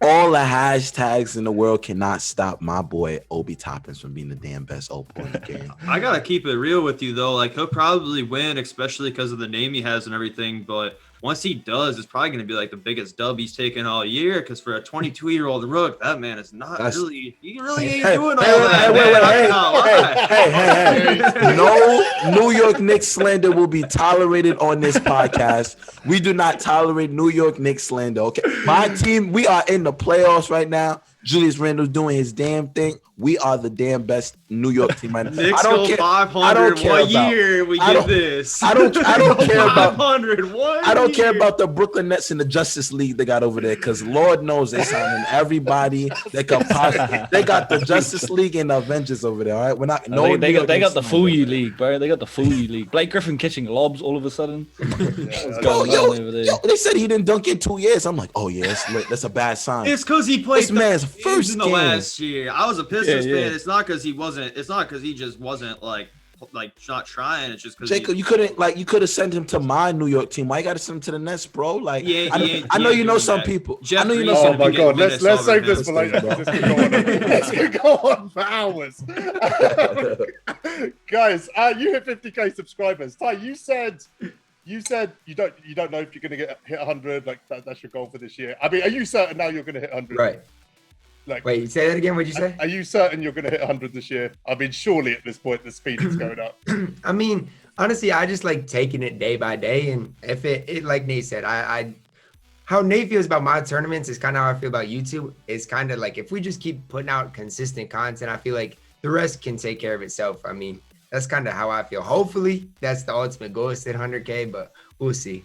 Yeah. Yeah, I'd just add to that. It's like we're growing like crazy right now, but it's also like the time of the year when 2K really starts popping. It's like last month, this month, and then like through like June, I'd say are like the biggest months, and then especially August, like it's hard to come up with content to put out. I mean, no one at that point, no one's even playing the game. So like that's when we were putting out like the Fall Guys content and that type of stuff. You have to My get wife is still requesting that, by the way. Like she's literally asking still to today when is Ty doing another Fall Guys. Jazz, you're not starting Fall Guys till we get GTA RP, bro.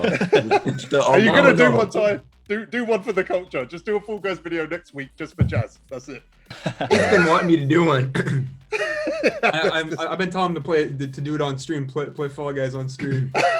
It's I so heard they manager. updated the game. That's the manager, man. Yo, what's the They word? updated the game. I don't Fall know why Guys? it's so funny when Ty plays Fall Guys, but it just cracks me up. I literally, I It cannot is. explain it. It's just the run. It's just the run that gets me every time. Do you guys ever like when you hit these milestones, right? Obviously, I'm sure with the big milestones you hit 250K, etc., that you celebrate. When you hit sort of 50K, which you hit recently, by the way, guys, links in the description. Go drop a sub now. Let's get him a few more by the end of this podcast. Do you guys ever do anything to celebrate those moments? I would say like that all happened at once. Like I'm pretty sure I won 250K, we hit 50K, and my birthday was all just like at the same time. So, you know, we celebrated a little bit, but it's like I just feel like it's not that we expect it, but it's just like a part of, obviously you got to enjoy it, you know, because who knows if that is ever going to happen again, but it's just kind of a part of just kind of what we do, right? And you just got to enjoy it.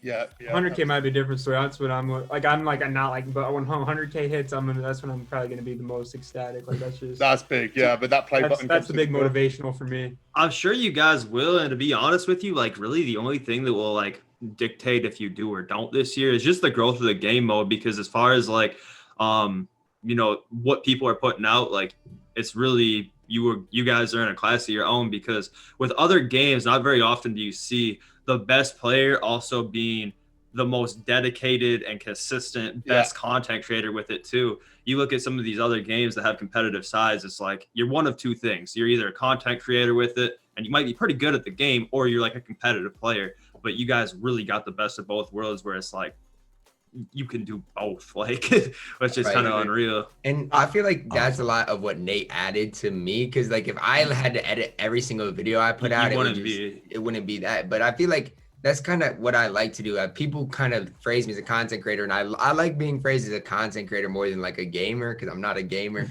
But yeah, it's just like you're right, Jacob. Even in 2K or other games, how many of the content creators that are known play the game to a high competitive level?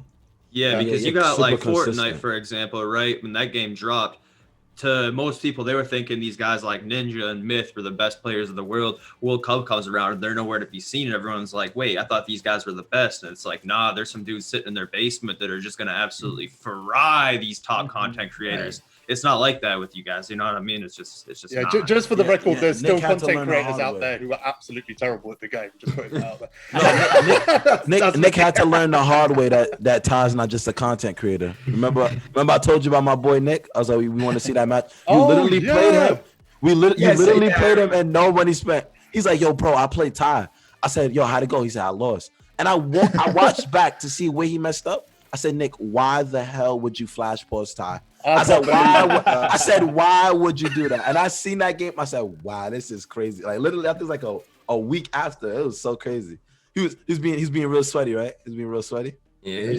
Yeah. I mean, he's literally been playing that. That's Nick. We told you about the French guy that we spoke about in the last podcast. He's been playing MyTeam for a year, and he's just Only a year. and he's That's 17. crazy. Yeah, he might just be. But he watches you a lot. So like he went to me, he's like, yo, Josh, he's like, yo, do you think this rotation? Like he's always trying to learn and get better. And it's like, I respect it, but I am scared for the people next year on 250 because Nick, I promise you, if he does not qualify next year, he's definitely qualifying the year after that. He is like, man. Yeah, it's an interesting point bro, actually crazy. because we've said this a lot about Ty, right? And the fact that there's all these kind of mini ties out there, everyone's trying to kind of replicate what you do. The same could be said for Nate, to be honest. There's a lot of sort of up and coming streamers, YouTubers, influencers that are using your editing style as well. It's become really, really apparent to me that the kind of cuts to memes and GIFs and stuff like that we haven't really seen before. I've literally seen people use the exact same clips and stuff as well. Like, are you aware of that, Nate? Like that people are kind of being influenced by the way you're editing these videos? I think I'm not really aware of it, but I mean, now that I hear it, I makes sense because when I first started, I was like, well, you look at some of the YouTubers I watch, and I kind of take what they did or like some of the things I like they did, and then you kind of put your own style on. It's like a big thing for me is I really like putting in like memes or like weird little basketball like things from basketball games that the cuts are great, like that I think are funny, and I just throw them in there myself. And then I'm always trying to think and add stuff at the same time, so I'm still trying to think, how can I make this better, or what are some other funny clips I can still add and stuff. And before I started to help Ty out, no idea what I was doing, never edited a video in my life or anything. And I had no idea what I was doing, but now it's just kind of second nature to me when I do edit. But I had no idea like people were using a lot of the same stuff, or I had that big of an influence. Because for me, it's crazy to hear that because I was in their position less than a year ago. Yeah. What software do you guys use? I use Movavi to edit videos, and then Photoshop for the thumbnails. Okay, yeah, I use Filmora 9. I think, well, no, don't change what you're doing. Keep Ty, doing. Ty, what's your favorite edit that he does? Like, there's obviously reoccurring edits, right? The Westbrook Watt and stuff like that. What's your favorite one? Well, I don't know. The one that stands out most to me is every time we're on OG Backpacks account. That little. That's what I was thinking of too, but it's such an obscure thing I don't want to say. That's what I was thinking of too. Backpack. Hey man, I ain't gonna lie. We do. He carries our gameplays a lot. So, shout out to Those OG. comments have me dead every time on these videos. Every time. I'm like, this dude has the best pack luck in the world. I'm like, I always look for the original own card. So let me see. I said every time, bro. What the like every time, bro. I'm like, every time, man. And normally some dudes like they'll try to get like open packs to get me players. This dude yesterday opened packs for like 20 minutes. Said I got Opal, Chris Paul, or something. And I was like, OG Backpack. It'll be 3 minutes into it. Just pull Kareem. Just pull Giannis. I'm like, bro. Yo, OG Backpack, I know you got a pack method, man. Yo, look, slide in your boy DMs. Let me know what it is, because I could use some help. Did you guys see RCA's pulls yesterday? Did you guys see this? I think I'm trying to think. I saw one that he posted on Twitter, I think. He opened 3 MT packs and pulled Dark Matter T-Mac and Galaxy Opal AK. Wow. The RCA gets really blessed. He gets That really is- blessed. There was one time I was watching a stream, and he's like, yeah, I don't know, I'm gonna rip one pack before I get off stream. And like whenever the headliner card of the set that was out that week, he just pulled and he's like, all right, we'll see you guys later. I'm sitting here ripping MT singles on my stream after every game just because. And like never once have had that situation happen. It's NBA 2K Kiwi. He's the guy that DBG uses for his gameplays. And he actually My helped boy us get Gerard. He pulled 3 T-Macs. boy. He pulled 3 Dark Matter T-Macs in 250 Wow. MT. I was high key hating on him. I'm not gonna lie, high key hating. Because I'm like, yo, whenever, that's why I hate when people do that. Cause I look at my MT like, matter of fact, it's juice. Let me go open some packs. I got freaking Mark Eaton yesterday. What am I doing with Mark That Eaton, is bro? tough. Nate, do you play much 2K at the moment? So this year is like the least amount of 2K I've played in a long time. Last year I helped tie out with 12 and 0s and all that, and I've been pretty good like in past games. Like I used to be just as good. That was when he wasn't near as good, but we were still both pretty good.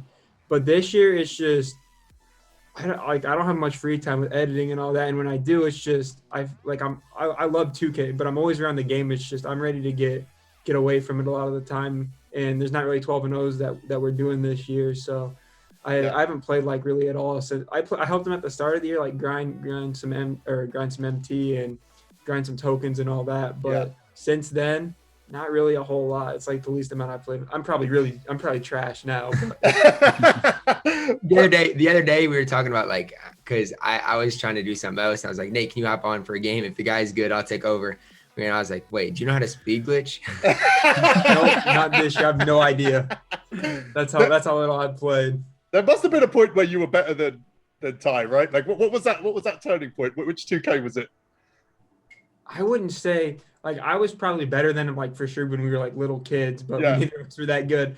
But then like throughout like 2K17, 2K18, 2K19 until about the middle of the year is when he took over. Really, when he started streaming, just like starting out streaming, and he started playing in tournaments, and that's when he like first got out there as like one of the small streamers, I guess, is when he started becoming better than me. Yeah, I remember during that subathon you did when you took over, you were like telling chat, you were like, yeah, nobody in the chat's beat Ty more than me. Like that's a good point. Yeah, that's a good point. True.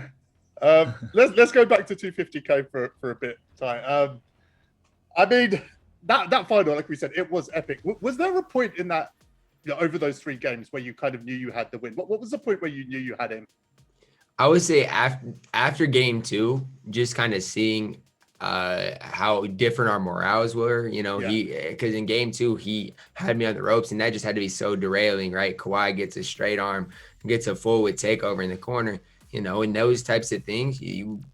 For a guy like me, I would, maybe get past it, but Splash is just, he plays so emotional. Yeah. That's not necessarily a bad thing. It can be a blessing at times when Hondo gets takeover and he's going crazy, but you get a straight arm or full. And then, so I'd say after game 2, I was pretty confident. I still knew I had to come out and play in game 3, but that's when I could start sensing kind of just not momentum necessarily, but things to change. Yeah. It's a mental thing. I remember I was saying like, do you think playing this game is just as much mental as it is skill? And I feel like that showcased within the tournament. And like Ty, Splash is a hell of a player. Like, he's a hell of a player. Yeah. But I feel like the game could have been a little bit closer if he didn't let his emotions get the best of him, which I trust me when I say I understand, because like you're playing on a big stage, you're playing for a lot of money. And if you feel like the game is home, you, it's like, it's like, that's frustrating. And like you said, Splash is very, he's emotional, and not like you said, it's not a bad thing, because like I'm the same way. So I could definitely see like how that definitely changed the way he was playing. I think it was like a play he flopped, and I'm like, yo, like even I just say, yo, don't flop, because he does that when he gets frustrated with he threw his controller. You kept it. You did a good job keeping your composure, man. You did a good job keeping your composure. I feel like that's one of the strongest qualities of my game. Like you can say, yeah, it's your defense, or yeah, it's because. It's really just because I rarely get in competitive settings, get too high or too low. Now, if I'm playing unlimited, I might, do something. But if I'm playing like for a serious amount of money, I most of the time can keep my composure. And I think that's probably my best quality as a whole. Does that come from real life sports? I would say like in real life, I was always just super passionate. I feel like that's like the best way to describe how I played. Like I played with such emotion. And not to say I would get down or frustrated. Like I was always pretty calm, but I was just super passionate. So kind of the same way, I am now. Which I'm super passionate still. If I hit a big 3 or something, I'll show some emotion. Or if I get a stop, I'll clap into the camera or something. But at the same time, if something you be kissing the camera, you do like. Hey, man, but at the same time, in high school, I was the point guard, right? And so it's you just got to have that calming effects, and so. I feel like you're running the offense. I feel like that kind of translates to 2Ks too, as well. Yeah. Because you were down like every game that you had to advance through in 250, like you came out and went down. Like I definitely would have folded in one of those situations. I do that all the time whenever I'm playing against any sort of competitive setting. Like I come out down bad, like it just gets worse from there. Where every single game, even against the first one against Brian, every game it felt like, besides against the Jomar one, you just had a slow start, but you just stayed locked and pulled through, which is tough to do in a best of one. Like I don't think anybody else would have been able to survive all of those early deficits you went down, but especially in a best of one. We said it on the last podcast. You know, I've never seen a 20-year-old with Ty's composure. He's 21 now. You're 20 at the time. Yeah, I've never seen a 20-year-old with that composure. Like when I was 20, I was hyper emotional. Everything bothered me. Like, I'm 20 and I'm super. Yo, this game, I'll be ready to. Josh ends scream when he loses the game. Literally, yo, Ty, like. I played Jacob on 20 last year, and I think this is after I took the lessons from him. Like, I'm learning the game a little bit. You know what I'm saying? Mm-hmm. Yo, Jacob, really like not even just Jacob. That 12-0 run used to disturb me. I used to ask you all the time, like, yo, bro, as I went 7-0, I said, you think? He's like, yeah, you got this. I literally go in the next game, I lose, and it's like I feel like a lot of times I lost was my emotions. Like even if it's the game still close and I get angry, I start playing bad. Forcing threes, and it's like I'm mad because now I'm forcing threes and it's not going in. Right. But like you being able to stay locked, like what do you say? Like what do you say you could like? What advice would you give somebody to like get into that mindset? Like what should they practice doing? I mean, it's hard. A lot of it, I feel like, just is people's personality traits. Like that's the best. I mean, yes, there's ways you can improve it, but I just feel like, you know, I've just always kind of had a calming effect, whether it's in real life or in 2K. So, you know, just try to like never get too high or too low. I know it's like typical and a lot of people say that, but that's the truth in 2K. Like you can't, you know, if you hit 2 whites in a row, you can't be too high, or, you know, if your opponent hits 2 whites. And I know people are like, Ty, you were the most blessed. And it balances itself out. Majority of the time, it will balance. You force the algo. It always will. Force the algo with the defense. Right, exactly. The defense, I think it goes back to what you guys were saying about your kind of upbringing. You've clearly been brought up a certain way. Like, you know, you're two of the nicest guys I've ever spoken to. Ironically, Jacob's probably in that top 3 with you. Like, Josh and Jacob are fine. But you can tell it's like no, it's a trait. It's just a trait that you have, right? It's not something you've learned. It's just who you are. Like, I don't think you can teach composure like that. Like some people are locked. So you look at some of the best athletes in the world. Like there's reasons people can't replicate them. Look, LeBron James, man, he is like because you remember the pressure he got going into the league, saying he's the chosen one. The way he's able to stay composed like throughout his entire career, because you know a lot of players have stuff that happen off court. You don't hear anything about LeBron, you know, messing up off court. So you know, I definitely think like that whole it's something, one of the greats. Like it's like the quality of like all-time greats, you know, that it's an intangible. It's an intangible. Definitely. One of the things I noticed with Ty is he doesn't really put too much blame on the game very often, which I find like a lot of people that I hang around, talk to, play with, etc., all do. And like it gets in my head too. If I shoot a full bar or like I miss a dunk or something like that, like I'm so quick just be like, I'm tough, this game sucks, like no, we out, like we are not doing this today. Or like seriously. I never really see Ty get like too flustered at the game. Like if obviously he'll occasionally say it's gonna you hear him talking to him occasionally, but like compared to a lot of the other guys out there, man, like, in the next 6 possessions. A lot of the other guys out there will be so quick to just say like, oh, this game's just terrible, whatever. He coaches himself, you know, when he plays, he coaches himself. He's like, let's say he misses a steal, oh, I gotta get that next time. Like he doesn't even say out loud, he says, oh, I gotta get that next time. Or he shoots a shot, it's a white, it goes in still. Oh, I gotta green that next play, 2 plays, same shot, greens, same rotation, steal. And it's like, what are you like it's like he uploaded this code into his body to be like he's like a super commute. What that dude said, you got like 13 fingers. That's what somebody said. I do see what you're saying about like the coaching though. It's because it's like, you know, let's say I play good defense for 20 seconds and then they get a contact done. You just got to say good defense. Good. Like I say to myself all the time, good defense, Ty. You just got to say that and keep pushing forward, you know? It's you can control what you can control. People are going to get animation. I'd like to know the hardest thing against Splash, like guarding him. What is the hardest thing for you to Oh, go. God. Just I got Hondo overwhelmed. existing as a card, isn't it? Like, You can see the stress. It's just him like, he's like, man, listen, like. All I know is after game 1, when he missed 2 threes, it was like 15 to 17. I've never been so stunned in my entire life. Like, I won the turnover battle like 7-3, I think, or 8-3, something like that. Like, I won the turnover battle by 4 or 5. I never lost a game in which I do that. And so I was just like, man, I don't know. I just trying to make him take tools. Like, it sounds easy, but it's not. Like, it's not easy, and I don't know, man. It's easy against most people, right? Because most people are so predictable, but like you can't just do your typical stuff against somebody like Splash because he's got so many different ways to move or score the ball. he'll just punish you for every mistake. Yeah, Like, he'll find to a way to get an defense. open shot way better than anybody else in the MyTeam community for the most part. So like it's just not the same. Like you can do what you normally do even against other high level players, but Splash is going to still be more unpredictable than 99% of people who even consider play at a competitive level in my team. So it's just tough. Yeah, and like he's a point guard too, so like he'll see, like he can read defenses. So he'll see, like, he'll probably see Ty switch off somebody and he's coming for the double. He said, dot and throw that. But then it's also like Ty's rotations is like, all right, I'm gonna switch off this person. I know you want to throw that pass.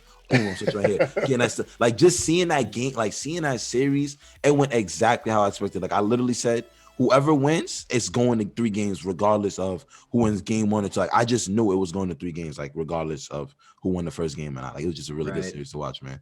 Really good. Yeah. Who was the MVP of your squad, Ty? My squad, I would honestly say Kevin Durant. Wait, no, that was for the regular tournament. Trying to think. Moses Malone balled out. Moses Malone actually played better than Anthony Davis for me, which was kind of a surprise. He was your leading scorer in game 3. Yeah, game 3, he had like over 20. So I mean, in that series, Moses, I mean, like I said, buckets were not easy to get. So having a center, that you can go get a bucket with, definitely helped out. Yeah. You guys have obviously had like a lot of collective success. We spoke about this, right? And one of the kind of results of collective success is a stupid amount of money, right? That's coming through the doors right now. What are you guys going to spend it on? We see Tesla Ty, yeah. There's no way. Don't say it around Nate. Don't say it around Nate. Originally, like I was so like, because that's like my dream car, but it's like if I'm just smart with my money, it'll probably turn into better things. So that's probably what I need to do is like invest it and be smart. But yeah, Nate, watch him, man. Make sure you don't no Tesla yet, right? Make sure no Tesla yet. What car should you get, Nate? I was the one that talked him out of it, possibly. I told him no. What did you tell him to do with it? I don't know. I think just investing and saving it, but it's just, for me personally, it's just saving up for a house is like a big part of it, and then just investing it as well and learning how to save it. Because when you're able to save at just being able to save at a young age is like a really big advantage to have. So if you be able to take advantage of it is something that I think is important at our ages, because I mean we've been blessed with the opportunity. But other than that, just saving up for a house for me. Ty, you got to make merch, man. You gotta get your logo and thing. Go. Listen, hey, that's on him. Merch, manager. You get a logo. No, don't put that pressure. But I think you could sell it. Like you have a lot of like your following is definitely is big and it's growing, and like there's so many people out there that just have a lot of respect and love for you. Yeah, they're really dedicated. Like if you start selling some merch, man, that's another stream of income. And I know you don't get passionate about it, but take advantage of it, man. So right. On the shirt, what am I seeing? Got some. What am I seeing? That'll be fire. Straight up the shit. That'll be fire. Or swing, you know what I'm saying? There's just so many little things like that. Yeah. I think, You can do your thing, man. Do your thing, man. Do your thing. All right, I need you to settle a debate for us, Ty, and Nate as well. You let me know what you think. Oh yeah, I'm ready for this. Yeah, you better be ready, Josh. Oh, you know. So last week, Josh came out with a take that Pau Gasol is a top 10 center in the game. And it literally went on for 20 minutes, this debate, by the way. Like, retrospectively, it might have been quite boring. Like, I don't know why we spoke about it for 20 minutes. Then I saw your video the other day, and the exact words came out of your mouth. Pau Gasol is not a top 10 center in the game. Like you knew that was exactly the debate we were having. Over to you, Ty and Josh. You guys have this up. I'm going to let him go first. I'm going to let the guest go, and then I'm going to speak my piece. Yeah, man. My thing is this, right? Pau Gasol came out. Yes, his release is on very quick. Yes, he has all these, like his dribble style is good, all this stuff. But at the end of the day, Pau Gasol, I think, has 86 speed and 83 lateral quickness. And I love to play defense, and I can't green with the guard. And on current gen, people have been, doing okay with Pau Gasol. But, I mean, there's just a lot better, centers and options, in my opinion. Listen, just for the record, that was my exact argument. All I'm gonna say is his speed may be at 86. We got D'Antoni +4. That's a 90. Oh, he's gonna be chucking badges and everything on him. You throw a speed, but like if you're using the car, you gotta badge him out. You throw a speed shoe on him. You can if you put 20 Hoff badges on Pau Gasol, he might be the best. Whoa! Why are we putting any Hall of Fame badges? He's a free card. We're just putting the gold ones on him.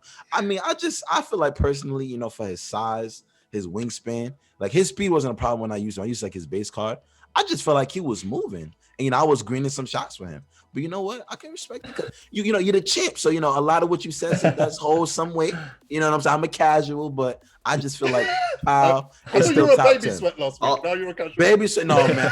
After my unlimited run last week, ain't no way, bro. Ain't no way. Unlimited is sweaty right now. I'll say this about Gasol though, man. Like I thought he was cool at first for sure. I was using my backup center. And I was in like that little next gen little MyTeam Madness thing that they ran last week. And like he was doing fine the first 2 games until I came up against somebody who really knew how to abuse him in the PNR. And like his hedge defense is so mid. And I'm starting like David Robinson, who has like the best hedge defense for a center in the game. So like in that pick and roll situation, I was doing just fine until I brought Gasol in the game. And then in that pick and roll situation on defense, he's trying to hedge up on his Luka, and his Luka's getting an open 3 every single time because Gasol just can't come up high enough to be able to recover to hit the slip. So like just in the pick and roll defense, like that's what kills the card for me. Like he's just too slow to play any sort of pick and roll defense. That's why I just not going to use him. Like I just feel like a lot of people they see one side of the ball. And so obviously if you compare Pau Gasol to like the pink diamond Ben Wallace, well, I know Jacob, I know.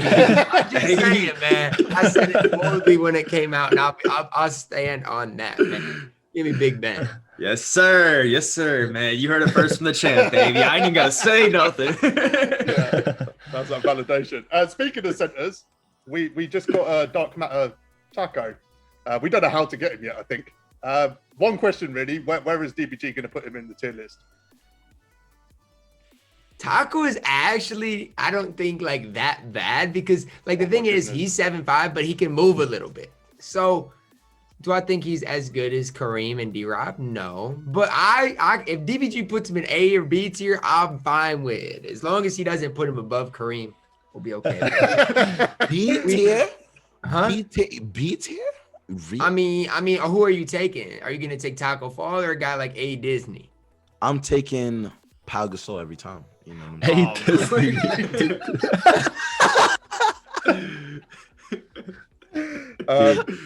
Guys, what do you think about the new season? What do you think about the new concept, glitch reality? I like the glitched reality. I'm pretty disappointed in the level 40 reward though. I wish there was like because I feel like glitch reality, we're probably gonna get either a point guard, Bron, Giannis, or Ben, or maybe all 3 of them. And by the don't time give him any ideas, please. Don't give him any ideas. Just saying glitch reality, and by the time all that happens, what is J.R. Smith doing for me? Yeah, he's not even D-Rob? You said Did you get D-Rob top? right? I did not get D-Rob, no. Okay, I don't feel too bad.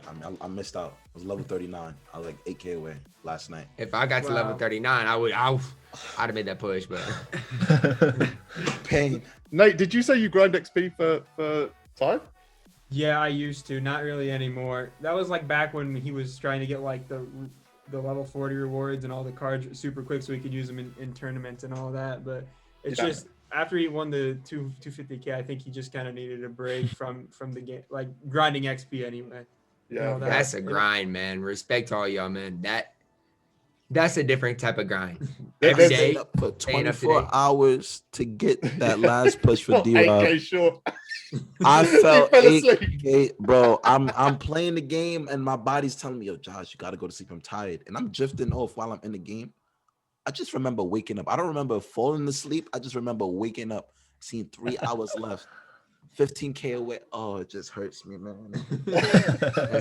You got to share an account, man. Everybody's got to find somebody, get a nice fella in the EU or overseas you know, play when you're not, and that's what you got to do because there's You know just too Kyler? much in this You game. know Skeezer, right? Kyler. I think Yeah. Yeah, I know. only thing about that is like because he plays next gen, steady shooter kind of be throwing me off like when I shoot. I'm the same way because I share with CMars on P4, and he puts steady on all his players. So But does it like make a big difference, or you think you can still work through it? I don't think it's as big of a difference as a lot of people say. Now I say that because I'm, because of Kawhi Leonard, really, because he had half steady, and I mean, obviously pretty chicken. Splash probably gonna beg to differ because of the full in the corner, but Yeah. I feel like for the most part it's not that big of a difference. So I might have to either look to use his, or if Jazz is feeling generous, tournament time. Hey. Yeah, we could have something up. Falling in circles, Josh. You know what I mean? Yeah. There's just a lot in the game this year between like the spotlight sims, the XP, like it's really a lot. If you want to have like everything that you can have, like if you get that done yourself, like you were legitimately no wifing the game. Like it's tough. Yeah. It's a lot different than years past, no doubt. Absolutely, yeah. I do like that the free content like that. I feel like this year it's an all-time high. Oh, they smashed it. Oh, It's just I hate playing offline because it's just some way somehow I could be up 20, but the goal is to get 20 rebounds. I was literally playing the same challenge for it's like they just can't miss. Like you're down 20 and you're shooting 80%. Like let me get my rebound. I needed 20 rebounds and I was stuck on that one challenge. It's because you're running Pau Gasol. That's why. I don't even have him. I don't even have the card. That's true. Ty, our resident kind of elitist sort of snob is Jaquel when it comes to this game, and he has a take that is, unless you're kind of playing in 250k or competitive, there's no point in grinding for these cards. What's your take on that statement? I'll say this. I agree with what he's saying for the majority of the community, but there are certain situations in which people enjoy that grind. So, everybody looks at the game in their own way. Some people would love just collecting cards. Some people love just playing Triple Threat Online. Some people, the fulfillment they feel when they get that, level 40 card. If that's what you play the game for, then go ahead. But like I said, after 250, I don't know if I'm gonna grind for any more. Yeah.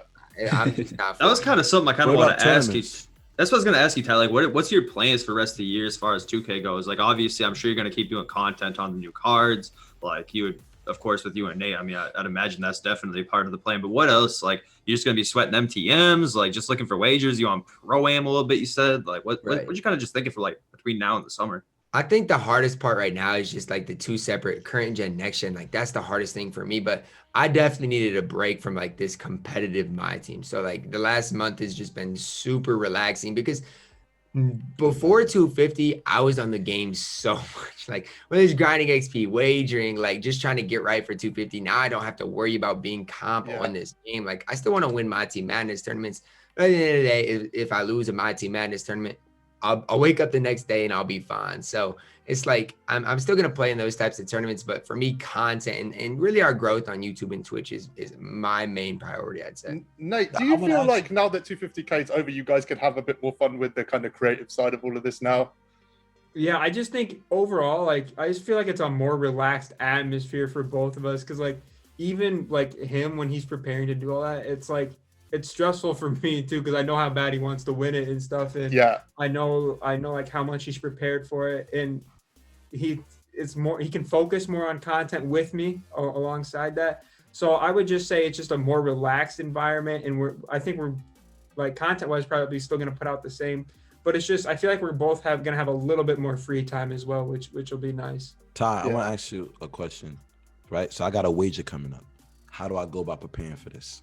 What's the Ty deal? Like if I'm you right now, I'm preparing for. Let's say you playing this wager for like a week. You know what I gotta ask to go for. I don't want to lose no money, man. You know what I'm saying? I got right. I got a job. How we gonna prepare for this? So I'll say the way I prepared for 250, you just play the game a little bit each day. Like I'll be the first to say, Splash probably like the way he was talking on Twitter, like he was up late at night doing all the like. That's not me. I'll play a couple games a day because there's nobody that can prepare for Splash. But if let's say the guy you're playing in a wager is just like your average competitive player, just try to play some more competitive games. Like the wagers that I did to kind of prepare for like the Xbox side, that's kind of your best thing. Or like just try to find some other like unlimited sweats to play against. Any lineup recommendations? I'm gonna try to use Jazz account. Any lineup recommendations? Current gen, next gen. Current gen. You know I'm playing on next gen, man. I don't got no P5. Hey man, as long as you get that new Giannis in your lineup, man, that's all that matters. What about that T-Mac though? We don't got Giannis with T-Mac. T-Mac is tough too. Let me tell you.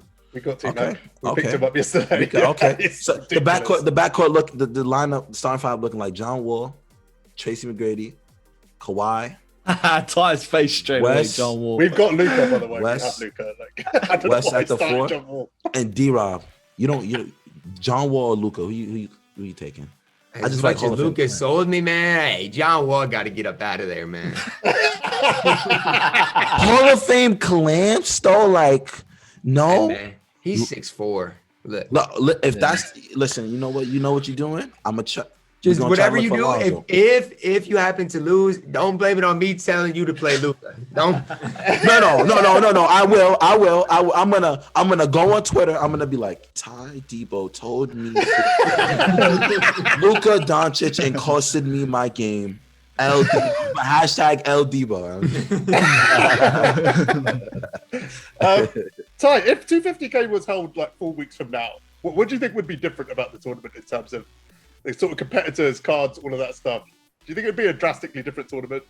I think just as far as what kind of the middle of the year to the end of the year looks like, it's just, I feel like the skill gap closes in a sense. And when I say that, it's not necessarily a bad thing, but I'm having like let's say in December, I had no trouble going 12-0. And when I say no trouble, I still don't lose games, but it's like I have to actually lock in versus the majority of the people I play. And that's just because the cards, like, it's so easy to go and get a bucket now. And so I just feel like maybe the competitors playing would be completely different, because some people need these good cards, not need them, but are better with the, super cheesy cards. So just feel like the, fact that Kareem can speed boost into a Showtime dunk and has, some people can give him Hall of Fame range. I feel like it would just look a lot different as a whole. But I feel like 2K should run multiple tournaments throughout the year just to kind of see the difference, right? See the difference between a tournament ran in December compared to one ran in May. I think we might see that, because when Killzamo was on, he said he definitely spoke to 2K about the whole, tournament thing. And I feel like this just they got to do something different, because the viewership from the tournament this year was at an all-time high. Right. I know you broke some records, with that. I feel like there's no way they can ignore the fact that this is getting attention. And if 2K is serious about their money, they're definitely going to do something. And Jazz was telling me about how much they made off the Inferno pack job. I'm like, there's no way in hell that they're not hosting other. Do you know how much was the number? What was the number? Then the first hour they made. I'm not gonna say because someone told me in confidence, but yeah, that's fine. I'm not gonna say. I'm not gonna say the number, but just know they got more than enough money to be out here hosting other tournaments. I'll tell you that though. Absolutely. 2K makes a lot. Like off of just my team, you guys. Well, obviously you guys know, but most of the community would be surprised. Yeah, it's ridiculous. And when I found out that figure that they made on those Inferno drops in an hour, like, wow. I mean, invest in Take-Two. Invest in Take-Two. Just go buy Take-Two stock, and every time 2K eats, you're gonna eat too, man. That's my mindset. That's a good shout. I don't know. That's like the one thing in my portfolio of like stocks. It's like this is like the one. Making some money. One thing I feel like I'm personally invested in. Oh yeah, man. Like absolutely. Like just look at the charts over the past year to 5 years. It's exponential growth. Like it's wild. Yeah. Right after this, I'm going right to look at it. Take a look, man. I bought in like before 2K21, and it's one of my higher returns. That's for sure. Damn, I should have did that. Like I was talking about it with my dad too, like early in the year, like before it really got hype. He said, "Yeah, he said you play 2K, like so you need to invest in the company." I said, "Yeah," but then at that point, I was a little salty with 2K. I'm like, they're not getting anything. Was it just after Jacob beat you? No. After Jacob beat me, I probably was in here, punching stuff and cursing for a little bit. And it wasn't anything with Jacob. It was literally the fact that I've been 12-0 for Glenn Rice. I couldn't even do myself. I literally got to 7 games. I let your tie. I got 7 games. You think you could do the rest of me? He texted me back an hour later, like, all right, it's all done. I was like, what is it that I'm doing wrong? I'm like, oh my God. But yeah, man, like that 12-0 run last year was tough, bro. Jacob Hey, my Glenn Rice last year had a burner. I cannot lie. I'm gonna see you on next gen, Jacob. We gotta run that back, man. We gotta run that rematch back. Next gen. I'm ready anytime. Just I know you're ready. Next gen's a coin flip. I got everyone a best of 3 everything on next gen. This game, next gen, is just not. It's a coin flip. Anything can happen, man. In this next gen game, anything can happen. Like, have you guys spoken to 2K about the format? Like, have you now that you've won, you must have kind of a bit more of a voice in their ear, I guess. Have you spoken to them about it yet, or you plan to? There's been some like talk, right? Because 2K, I mean, say whatever you guys want. Like, they want to make the most out of it. They just, for them, it's hard because with the tournament with as many people as trying to qualify, the qualifier system's hard. Like, how do you formulate a good qualifier system? And so that's like the hardest thing I feel like even for me to think about is what would be a better format. It's one thing if you got a couple of thousand people playing, but the amount of people that, play on those qualifier days, it's hard. And I don't know if anybody has the necessary solution to it. I think something needs to change. I don't have the exact answer, but I think 2K is going to try to make especially after this year and the viewership numbers, like you guys mentioned, they're going to have to try to improve it. Yeah, I mean, Killsboy said last week that he spoke to them about the whole kind of Australia-New Zealand issue, and he said that they are responding and that they are listening to him and things like that. Are you going to partner with 2K at some point? Is that a goal for you guys? Well, I mean, they've never reached out to me, and if they did, I'd have to, look at it and stuff. I know there's upsides and downsides to both this, or to both sides. So, sometimes when I post on YouTube, I don't know if something I could say like would be bad or too bad for that. I don't know, like what I'd have to agree to, within that, because I just like my freedom right now to really I can say whatever I want. I mean, you got it going for you enough right now that I think like it probably really shouldn't be on like your top priority list, because from like what I've heard, word of mouth through people who've definitely been around the block in this 2K stuff, like those creator contracts like really aren't anything to like call home about by any means. So like if you have to risk any sort of creative ability with you and Nate on YouTube, or just anything in general, if you have to give up anything to get back, it probably won't outweigh what you're already doing enough to make it make sense for you. Yeah, I mean, I found out literally last week what their sort of partners get paid, and again, just blew my mind. I was like, yeah, these guys are advertising your game 365 days a year to multiple millions of views, and that's how you value them. It blew my mind. All right, guys, I think we're done. I think we've kind of asked as much as we can ask. The only question left, I mean, Jacob kind of asked this question. We got sort of 9 months left in the year. What's the plan, guys? I'd say the biggest plan is just keep doing what we're doing. Honestly, I mean, there's no trick, or like people always ask like how Ty and I, how we do this and how to grow a YouTube channel. The biggest thing is I can say is consistency, and do it because you enjoy it and that you love it. I'd say we're just gonna keep doing what we're doing. The biggest influencer on how I edit and how we make our videos is DBG for sure. We kind of copy, we have like our own twist, but basically a copy and paste of that format, because we knew that, at least when I started editing, I knew I'm not a great editor. I have no idea what I'm doing. So let's take this approach where we just upload a ton and we get it out quick, just like that, because that's what our strength's going to be. I'm not going to have no one's going to watch videos because I know how to edit. I'm getting improved on that. I try to put in little funny things, but I'd say just keep doing what we're doing. Try to keep improving. I'm going to try to keep improving what I do as an editor and getting stuff out quickly. And I think that's basically it. No, to go along with what he said, like people ask me all the time, like what is the key, whether it's Twitch, whether it's YouTube, if you're consistent, that means more than anything. Like it truly, truly does. Because those same people can expect you to stream every day. Not me anymore, at least right now. But I'm just saying, like, that's what really helped me to start with, when I had to make some sacrifices to stream every day. But even before the YouTube side, I did it, and it's obviously all paid off. So consistency is the biggest thing, because people know that they can expect a YouTube video out of us every single day. And so Nate, I definitely want to, sorry to cut you off. No, you're good. No. Like both of y'all, what y'all doing is great, but Nate, I definitely do like you have a whole lot of respect for me, bro. Like what you're doing, the fact that you were able to invest in your little brother, you're still getting something out in return, and what you're building is great, bro. Like keep doing what you're doing, man. Like what you guys are doing is great. Like I have a lot of respect for both of y'all, especially you, Nate. You working behind the scenes, man. That's the man with the plan right there. That's the goat behind the goat right there, man. Keep doing what you're doing.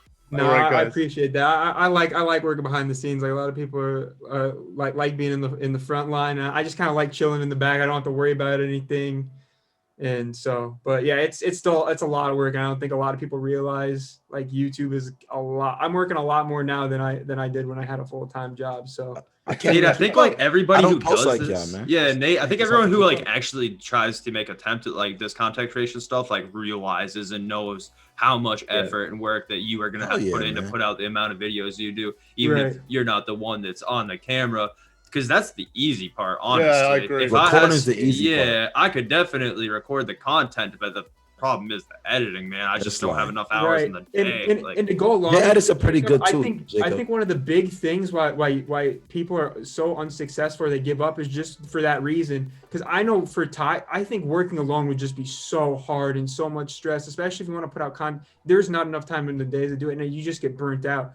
Yeah. And so I think like one thing that if you're starting out, if you could find a partner, like just like an editor or someone make your thumbnails, it makes up so much easier if you just have one other person that you can work with in this community. And that's, I guess, one of the blessings is that we have two people and we can both trust. We're brothers, so it makes it easy and we both have the interest.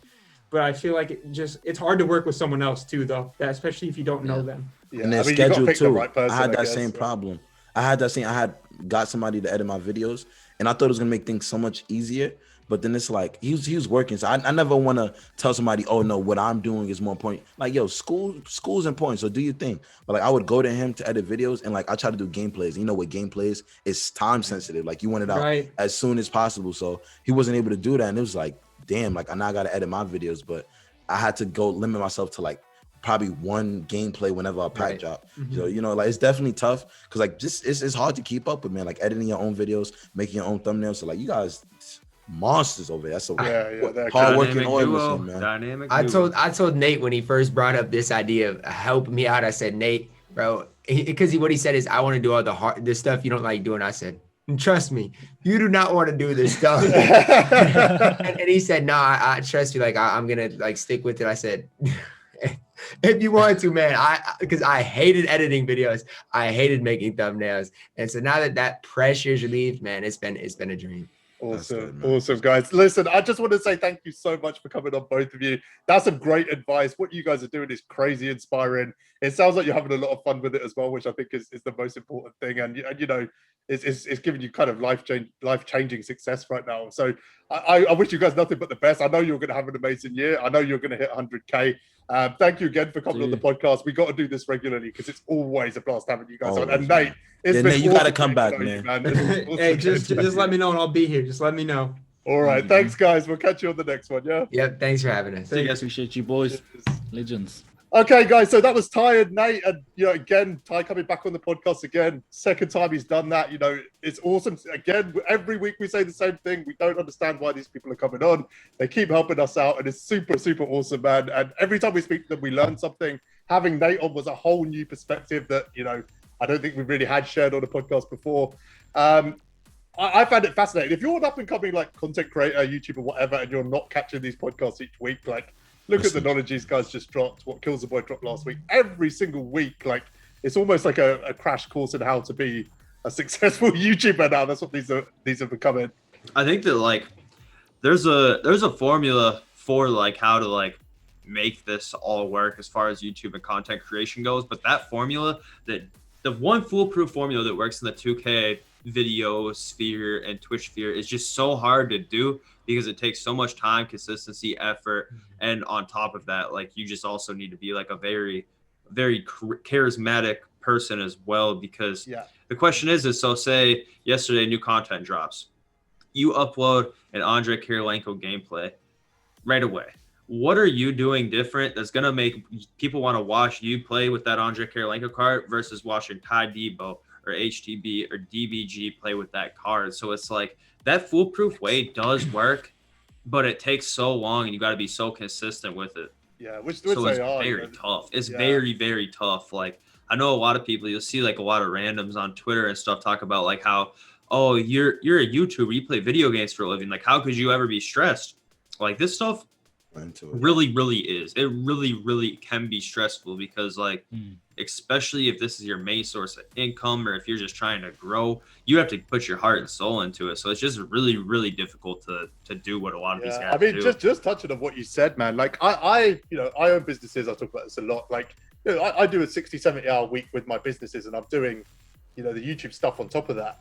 And I think it was Bio the other day posted something similar to what you said. And like for me, for everything that I do and all the responsibilities that I have on a daily basis, like YouTube is definitely the most mentally draining part of my week. Like even for someone like me who doesn't really need to be doing it, like this is never going to be an income stream for me. Like as soon as we sort of get monetized on YouTube, I'm going to talk about what I'm going to do with that money, but basically I'm not going to keep it. So this isn't like a goal for me to kind of make a career out of this or make an income out of this, but it's still incredibly stressful. It's really draining. You know, we've just spent 2 hours doing a podcast. I've got 6 or 7 hours of editing ahead of me. I need to make sure I'm spending time with my wife this weekend as well. You know, I can't just abandon her and all of these things. It is draining. And I think what's really cool about Ty and Nate is they're kind of in it together. And I think that was a big thing that I took from it. Like, this whole world can be really lonely. It can be really lonely. Like, you're on your own. And even if you're streaming, there's 100 people in the stream, you're still on your own, like in that room, you know, and you're engaging with people you don't know. And I'm just kind of really happy for them that they've kind of managed to, you know, they live together, they support each other, they're creative together, they're kind of building this whole thing together, so they're sharing that success at the same time. I think it's really cool, man, what they said. To me, it was one of the most fascinating interviews we've done. Yeah, definitely. Like I agree with you, Jazz, and like you said, it could be lonely, and that's why I appreciate like the Our Team community. You know, when I say Our, I don't mean the podcast in general. I mean like, you know, you, me, and Jaquel, and it's like you guys.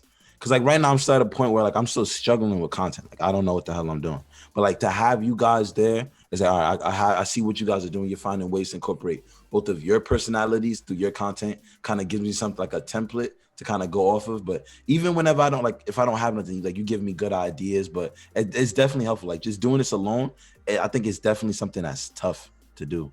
I mean, it's really interesting. Like, we have Jaquel off for the next 2 weeks. And Jacob, like, I was literally sitting there going, like, I need to get someone else on. And there's a lot of people, you know, we could have asked and things like that. But I think what's great about you, Jacob, is you're doing things differently. Like I said, the two kind of key concepts you have for your videos, like I said, the inside the mind stuff, the kind of history. You are super, super creative. Like, you're incredibly creative. And you can see that, you know, you've had these kind of eureka moments over time where you kind of come up with these amazing ideas. And you're just like an incredibly humble guy.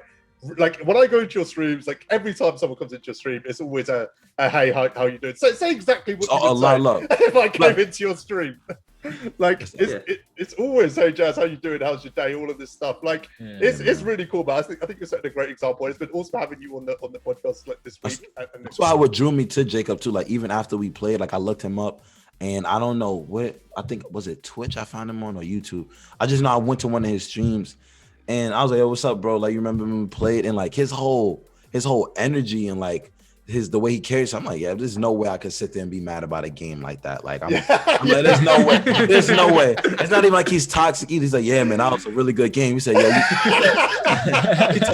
wait, like I kind of felt better after. I'm like, you know, he's pretty good. He's really good at the game and stuff. It's like you just like you have this vibe about you. It's like it's mature, it's respectable, and it's like you always make other people feel, you know, comfortable when you speak to them, bro. I definitely do. Like I really appreciate that, honestly, guys. And like as far as like the YouTube stuff goes, like I tried to do what the foolproof way I was mentioning kind of is, which is like get out gameplays as fast as you can and like get these cards out as quick as I can. And I wasn't really having any sort of success with it at all. And I figured out the main reason was that is because I didn't have the time available with my full-time job to get these cards out in a proper time, the game plays out. So I really just started to think outside of the box and saw some success with it and everything. But once again, like I just don't have the time to keep up with those videos because a lot of them are really high effort. And I've been just trying really hard to hit partner on Twitch right now. I'm like super close to making my first submission. So it's close, man. I mean, I haven't been in a stream where there's less than 75 people.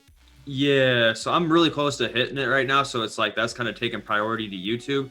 But like that's also something else too I want to look into is getting somebody to help me out with the editing. And like I would like to make a deal. Like if anyone's watching this, like I would love to give somebody well over half of the earnings I get from YouTube if they could just edit. That's all I would want.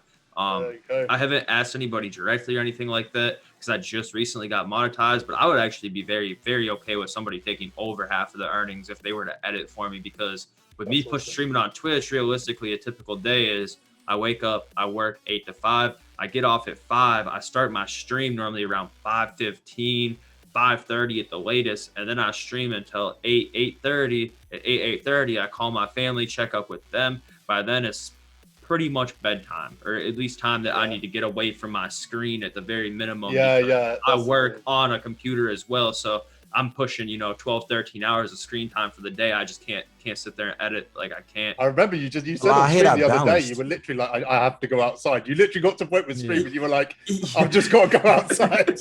Nah, I like that. You kind of remind me, like literally, I'm not sure if you checked it out, but when Killzone was on it, he kind of gave like a rundown his schedule. That like literally what he said is what you're doing. And he's like, he doesn't work a full-time job. It's like you still like, and I feel like when I was working full-time, it was easier to manage this in a weird way. It's like now that I have more free time, it's kind of like harder to manage, what exactly I'm gonna do. But I like how you said, you go to work 8 to 5 and then boom, 5:15 streaming for probably 2-3 hours maybe. This is a schedule, isn't it? After, it's just having a schedule. It's like, having that schedule is dope. And then it's like you saying you call your, like a lot of people don't even throw that in. You call or check in on your family, because with this, it's like you get so caught up in what you're doing, you probably might forget to check in on some family members. I like how you added that. You know what the crazy thing is? Because I'm literally dropping a video this week, which is titled "How to Enjoy My Team More." Everything that we're saying about YouTube and streaming and everything else is also relevant to some people who just play the game, who are doing none of that. Yeah, they're putting so much time and energy into grinding XP that they're forgetting about family, friends, things like that.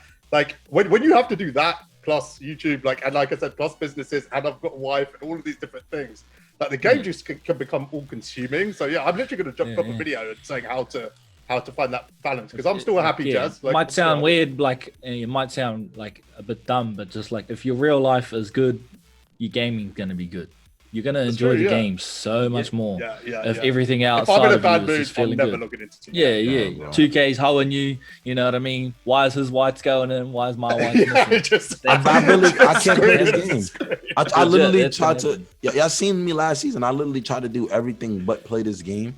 And like I feel a little bit more fresh going into this new season. I'm probably not gonna grind. Well, if you didn't finish the season grinded like 40 hours straight and not get the reward, you might be a bit more fresh. Nah, I don't. Even after that, like it's to the point where it's like maybe if it's like it's different. Like if it would have been Kawhi and I missed Kawhi, I'd have been sick to my stomach like right now. Yeah. But it's like we're at a point where it's like cards are gonna like literally almost every set's gonna be crazy good cards coming out. So I'm not too stressed about it. Let's get into cards. So we have like 50 things that we were supposed to discuss that we haven't, but there's one thing we're going to discuss and then we're going to check out. Let's do this. Do I even need to bring it up? Who wants to bring it up for me? Michael Jordan Red.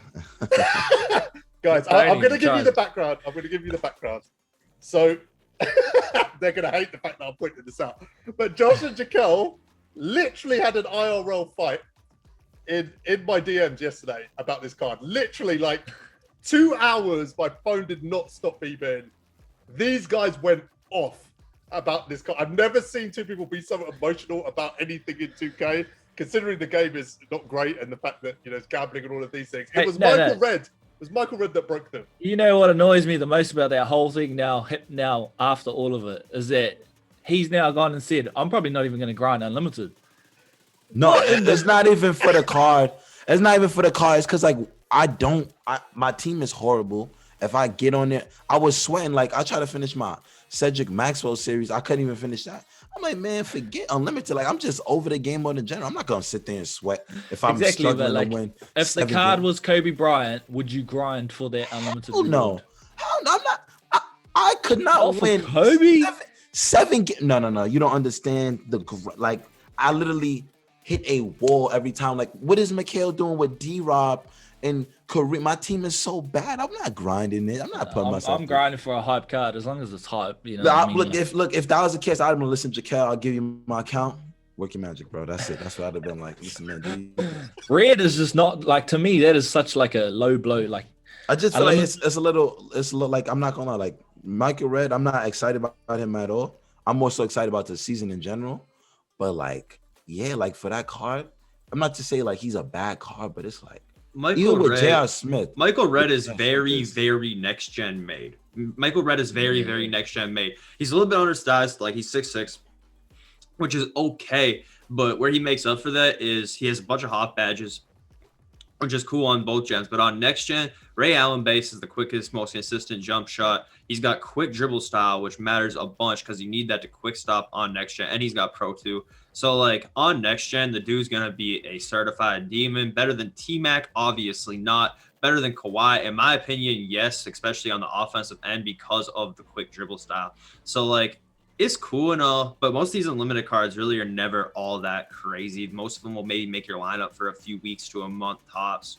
And the only reason why I do it is because it's like the best stream content for unlimited. Because like if I'm in a wager or a tournament, like I have to close chat because dudes will literally sit in the chat try and tell me how to play, or I just read and then turn over the ball. When unlimited, it's like, you know, I can kind of turn it on and off. I can gauge my opponent. Okay, he may not be all that good. Now I can read chat for a while. Cool. Okay, this one, let's lock in chat, you know, and I still don't need to lock in that much. Lock in enough that I can make it entertaining. Like, yo, game fourth quarter, we're close. Like I'm sweating here, guys, but it's not like a wager where it's like I'm not saying anything and I'm just staring. My biggest thing with it all is just like what I'm meaning by a hype player is like someone to get the community hyped. Like if you made it Kobe, so many people are gonna do the unlimited run. Even AK was the perfect card. We said this last week. Yeah, AK would have been had perfect. the cheek to release the card. Yeah, no, it's an unlimited reward. Like, yeah, that would have been good. He Michael would've was been really so good on next gen, though. I think the hype comes from in it. I think the hype, like what I was trying to say yesterday, is like I think the hype, like not the name itself, because I feel like the hype really comes from more so the animations. Because like you think about Terry, when Terry came out, we was like, who the hell is Terry? You know, who is this card? But then everybody, there was a lot of things that went into animations. that card being popular though. A lot of things went into that. It was the first like nobody that was amazing, and he was like dentist. He became a meme from DBG. DBG honestly turned that card into the hype train as well. Like, but still, like there's a lot that went into that. But still, the animations he was good for his time. It made like it adds to that. It adds I can't say Michael Red is Terry dishwasher level when he's coming out. No, but people at least know who Michael Red is though. Like, you know what I'm, because like you compared it to, and like, you know, like the animations play a key role. Because even Juan Carlos Navarro, first of all, I opened the super packs. I wasn't even trying to get him. I was trying to get these other cards. And then I said this open. I said, who the hell is Juan Carlos? And then I'm using the card. I said, oh my God. Like I feel like animations really add to the card's hype. And even like Kobe's Pink Diamond, he was good. Like, you know, we got everybody's like, yeah, we getting Kobe. He doesn't have unpluckable. Not too many people are happy about that. So I feel like look how much MT he went for. Look how much like the hype was still exactly. The hype packs. was still there. Yeah, that's what makes that, because and it's like it's exciting too. People want to rather open packs for hype because it's like, what if? This the what if factor of what if I get this card? It's like I'm gonna do this and the third. I think that's why it's better to keep the hype players in packs, because it's like you're gonna get. I feel like the community gets more out of it. And yeah, like, but you know what I'd prefer is if they gave us the pack player for unlimited and still put them in packs. I would be fine with that. You just make the pack one a little bit better. So why not? How would they make why can't they just give us that last Giannis and then still give this Giannis in the packs for unlimited? That would be the worst idea in the world. That would be the worst idea in the world. The one thing I do like they added this year is like the pink diamond tier box, because like that's always fun once you get to the opal tier. Okay, now you got your little pink diamond tier box, and you're getting a few free cards, then you get the Hoff badge. So it's like that definitely helps. Are there still diamonds in that box? Yeah, there are. They should upgrade it a little bit though. I got a pink diamond before. I got a pink diamond from there before, but it was like freaking Pete Maravich. I was like, I don't want this card. The White you got Howard pink diamond like that? Yeah, like it was. I think you can get. I think you can get like those like weird like season of giving pink diamonds that are pretty irrelevant now and stuff. But I mean, it would be cool if once you got to that pink diamond tier, you had a decently good chance at pulling one of the newer opals or something. Yeah, but that would be awesome. Like I wasn't mad about Maxwell because I just don't care anymore, but he was definitely not it. Mikhail was decent enough for his time that kind of made the grind worth it. Iguodala, not really at all. Like he was. I feel like he was good though for like the defense for his time. If you got him in like the first week, he was. Yeah, he was good. Yeah, the thing is, like there was just better options out at that point, because I think like Kobe Bryant was out. Like there was just other options, and that's always what it matters. Is like what other options do you have? And Michael Red on paper, especially on next gen, is a really, really good card, but T-Mac's better. Yeah. You know, Yeah, like yeah. T-Mac what do is you? way better as well. I mean, it's Yeah. not close. There's just It's the what's most dated. replaceable. It's definitely the most dated unlimited reward on the day that it came out. Yeah, Because yeah, the yeah. irony is they outdated him on the day he came out. Yeah, And that's what I mean by like I I don't care about it necessarily being an amazing card because I know that there's always going to be better cards in the packs, right? So just give me a hype player that is going to cause hype. Yeah, like just there's no give hype you a for Michael reason to Red. grind. Yeah. As godly as he is, you can't tell me Unless people you're are like hyped a to get Bucks together, fan or right? something like Yeah, that. yeah. You know? Unless that's like your Yeah. favorite all-time team. Unless No you were one's at the actually going for 1981 him. finals, you know, it brings back memories. That's The my day problem 2K with it. The day 2K starts, I can't. I mean, that would be nice to see. Like maybe one day we could get like an unlimited reward, like a Carmelo Anthony, just throwing out names out there. But like I don't know. The what it's gonna last take for ones him are to get always there, man. always a bit better, right? We had Oscar. Yeah. Oh, Goat Oscar. You got Goat Oscar. Who But else? even he was like the Rudy Gay bottom was three real of the good GOAT for the. cards. That was the one. That was the one card like that knows like 2K knows in the community. He's really hyped up. Rudy was a lock-in though, Yeah. right? You No, had to Rudy get Gay. you had to get yeah. 6 of the unlimited Yeah, rewards. So yeah. if you went 12-0 every month, you I got love him. that Rudy card. That Rudy card He was was- fantastic. he was I mean, really But good. yeah, if they do that again this year and they make the lock-in for another nobody, like, come on, man. I'm gonna be done with unlimited for I Alright, don't we- think they will because we had the Dr. J walk in for the first Right, six point. 12-0s, and we're already past that point of Dr. J of last year. So I just don't think the unlimited rewards are going to walk in for anything. Yeah. If they do, it'll be right at the end of the year. Like it'll be one end game card. All right, guys, let's wrap this up. We've definitely done more than enough time. Guys, as always, please like and subscribe if you enjoyed this. You know, drop a like, drop a sub. It really helps us. It's free, doesn't cost anything. We'll be streaming tomorrow at what time are we streaming? 7 p.m. No, 3 p.m. Eastern. We'll be streaming, and we'll be kind of reacting to this. We'll be announcing the guest for next week. We're super excited. We've got a new guest next week. He's a guy who's come up a lot in the podcast as well. So we're super excited to get him on. We'll be announcing him probably on Friday on stream as well. A big thank you to Josh and Jacob as always. Thank you so much, Jacob. Did you enjoy yourself? Absolutely, man. Looking forward to the next 2 weeks. Definitely pretty anticipated guest for next week's show. Yeah, it was overall a blast. I really appreciate you guys having me on, and let's keep the ball rolling with this, man. Absolutely. Yeah, I think we smashed it this week. Thank you again to Ty and Nate. But yeah, until next time, thanks for watching, guys.